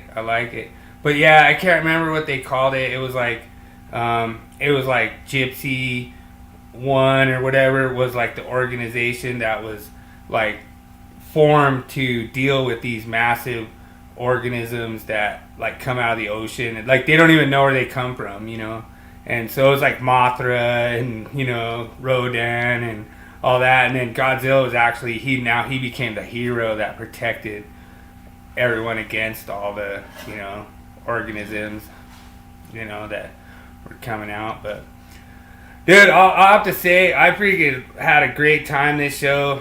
This was so much fun. Means a lot, you guys coming out, hanging out with me and King James, and like I say, James is, he just soaks all this up, because he's used to, having like a lot of his different topics in there, and so I try to kind of even it out, like, just like not all, like King James makes the best material out there, and we kind of try to even it up with just having like not all just electrical all the time, like it's pretty fun. I have a good time doing it. I know James does too. Like I say, we have to take a break from whooping on Weed Man and stuff all night, but it's like we have to have like some kind of time off from watching him cry, but Adam actually got a witness Weed Man coming in our thing as a Gopher fan on there. And he said last week it was the dumbest thing he ever seen. Yeah, I remember that. And I was just like, oh, okay, whatever. And I think it was your thing, wasn't it, James? Your presentation or something. It was just like, what? You'll still never Yeah, see I my think face so, for all yeah. these years. Well, this thing stemmed back about 3 years ago. Bill asked me to do a podcast he was doing for Willie Jackerson, and he asked me a question, and I said, no, there ain't no outlet there. And the next thing I know, and I just started getting on the groups. I really didn't do much social media at all. And the next thing I know, I'm getting all these tags. People call me all kinds of names and everything else because I didn't agree with their golden boy Ryan. And I told him, I said, he doesn't know what the hell he's talking about. And they gave me like these locations. I said, no, and then I gave them this, and about an hour or two goes by, then they come back with another location. I disputed that. Then they come back with another location. Happened like 4 times. And I said, all you guys do is just keep moving the goalposts. You keep jumping around. I said, and acting like you have the higher superior ground over somebody. I said, you don't know what you're talking about. The real funny part about this is that I found out that Ryan Jackson was getting ready to go do a conference in Denver, So I'm like, cool, I'm going to go meet him, Well, we just did the podcast, And so me and Lemonhead, we go down there and meet him, and we actually did a video, or actually me and Lemonhead, we are actually out in Gas and Oil, and we were making a joke about something, like, just so you know, Cesar, when you're working in this gear, a lot of times the gear, they'll have like a nominal voltage. This one had like 4160 and 13.8. It had 2 sections, like the line side was 13.8, the load side was 4160, And there's no way you'd be caught dead in there with the covers off, like with that stuff energized. Like it has like a magnetic field, and it'll actually suck you in and like basically kill you,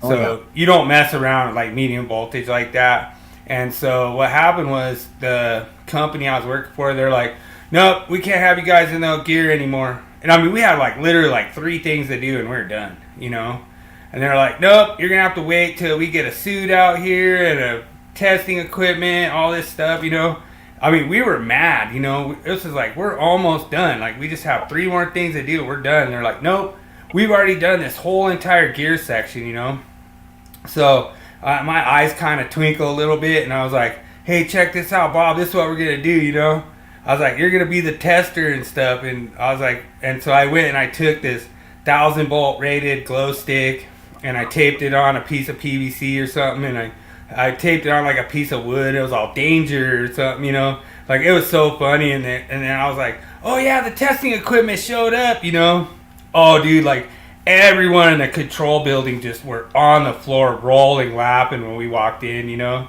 we're like, all right, we're going to test it. Make sure it's electrically safe work condition, And so he goes over there and he puts it in there. We take a picture, and like, it was kind of a important picture because the guy who actually, there was 2 people who took a picture. I took a picture, then the other guy took a picture. He was the third party tester for the plant.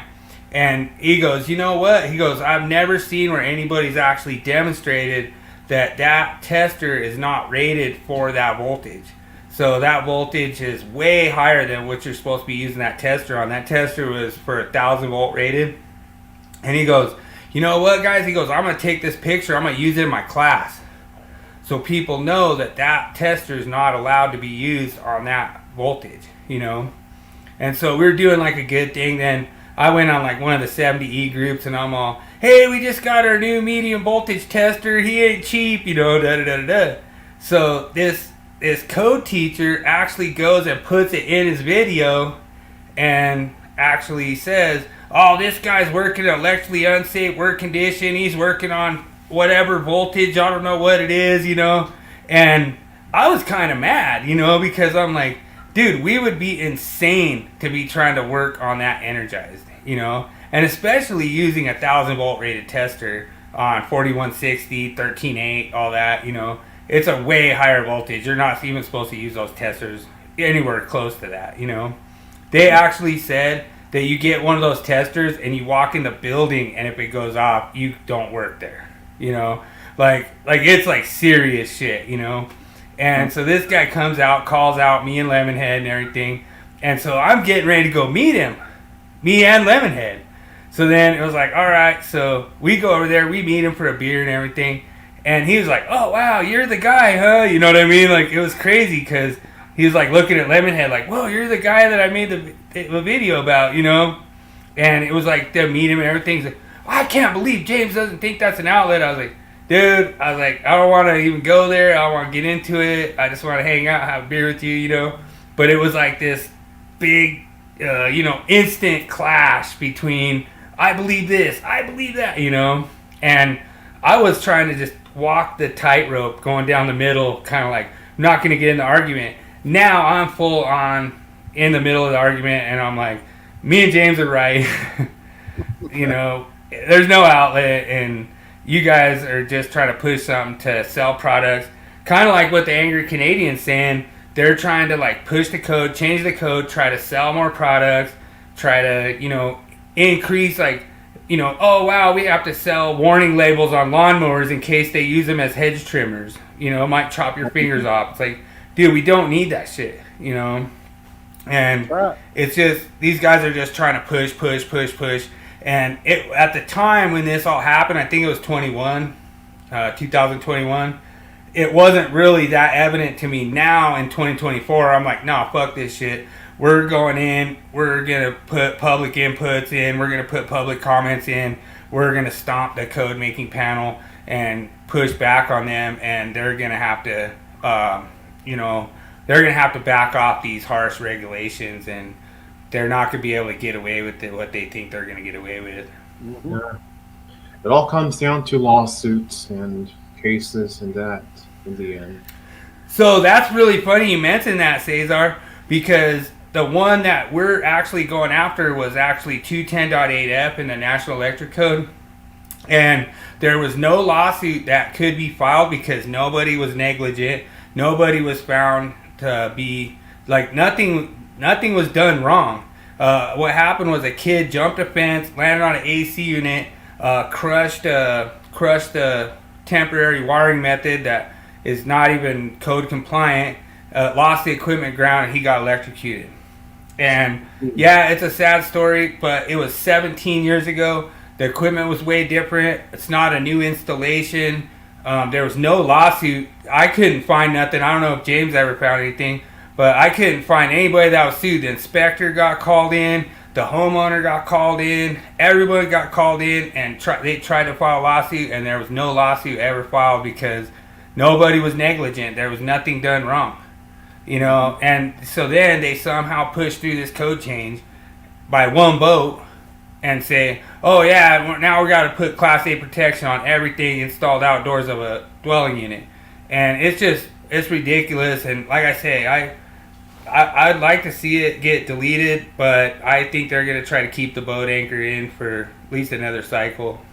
Well, the interesting part about that was those guys were arguing with me, and I said, you know, they posted how the code making panel voted, and I said, that's not going to stand.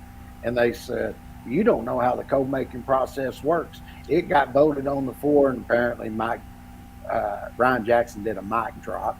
And I said, well, that mic drop's going to be taken back, because when it gets to Standards Council, they didn't have the technical merit to do what they did. They should have accepted this TIA instead of this other one. When it got to the Standards Council, guess what happened? I was right. Well, the funny thing was that the reason that this is a big problem is because of a compatibility issue. So you're going to be running into this, Cesar, when you're running into this. So we're running into a lot of equipment that's not compatible with Class A devices. So they're saying, oh, you know what, it's safer if we put it on a Class A device. But if the equipment doesn't work, then you can't put it on a Class A device because it doesn't work. It just trips the GFCI right away, you know? Yeah. And this happens with, I've shown James examples of Ansel control cabinets in a school. Will not work on a Class A device. There's a bunch of LED drivers now that's out that won't work on a Class A device. There's a bunch of stuff, outdoor equipment like lift gates and different stuff that won't work on a Class A device, you know? But they didn't do their due diligence, where their task group, to go out there and investigate what'll work on a Class A device, what won't work on a Class A device. And they just said, no, just do it. It's safe, you know, it's safer, you know, and everything. Well, then all of a sudden what happened was these AC units started tripping the GFCIs. And started actually killing old people in Texas, if I'm right, James, if I remember correctly. But there was elderly places that elderly care places where the elderly people had their AC unit GFCI trip, and it got too hot and they died. And that's where it started to become a problem, because they're like, wait a minute, we're trying to enforce this code where we're thinking it's safer, we're actually killing old people. Yeah, they don't consider that when they're won't sell product. True. And so it kind of got to be a problem. But the funny part about this is, Cesar, is that we told them, we're like, that's not going to be compatible January 1st, 2023, because that was the original date. Is they're like, we're going to go to the manufacturers, we're going to force them to make this equipment to work on this Class A device by January 1st, 2023. And James like, no, it ain't going to work. And they're calling us idiots and dummies and all these names and all this stuff. I believed James. I believed him, because I knew that there's no way they're going to make all this equipment work on a Class A device in whatever it was, like 2 years or whatever. So then they realize they can't get it to work, so they extend the date to September 1st of 2026. Now that supposedly they're going to be able to implement this code, Class A device, in September 1st, 2026. And they're all mad at us right after that, because they're like, oh, you don't do it. You know, like right away they just start jumping on us. And the whole time James like, I told you so. And he goes, it ain't going to be compatible in 2029. And the whole time they're sitting there like, maybe 2029 is your year to get this removed from the code. And it's like, dude, we don't have to get it removed from the code. It's not compatible. It's not going to work. That's right. We don't care if it's removed from the code or not. I told them the new UL standard didn't come out 2020. I said, there's no way that they're going to do another version of it just to make the equipment. I said, you know, and we had we did a topic on this, and I was explaining about UL listing, and I said, the code does not override the listing and labeling. And I said, and then I went through OSHA 1910.7, where they have to consider the National Electrical Code before listing and labeling is even given on a piece of equipment. And I said, if they tell you no GSCI protection, it's already been reviewed for that. And they're like, oh, the code overrides it. I said, y'all don't know what the hell y'all talking about. I've been doing this for a long time, and I've never heard anybody say that. It's so hilarious, too, because the thing is that they're advocating on this just so they could win the argument. Like, it's not because it does anything great, you know. And the whole thing is that you're going to run into this too, Cesar, when you're doing selective coordination, you want to make sure that the downstream device trips ahead of the upstream devices, you know? That's right. Do they And also accuse you of being racist if you don't agree with them? we haven't got that yet, but I They mean, do. I'm sure it's coming. But You're not I don't know, like, yet. yeah, like I can see where that could be in the future, you know, coming up, like when they start losing even bigger.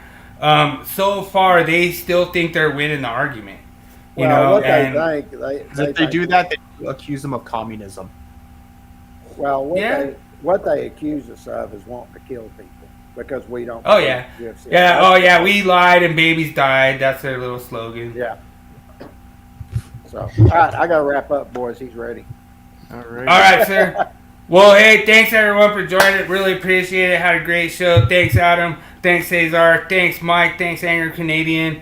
Great content. Awesome freaking comments. And thanks everyone in the chat for joining. John Reeds. We had Bridget and everybody. Thanks so much. And remember, make every day an easy day.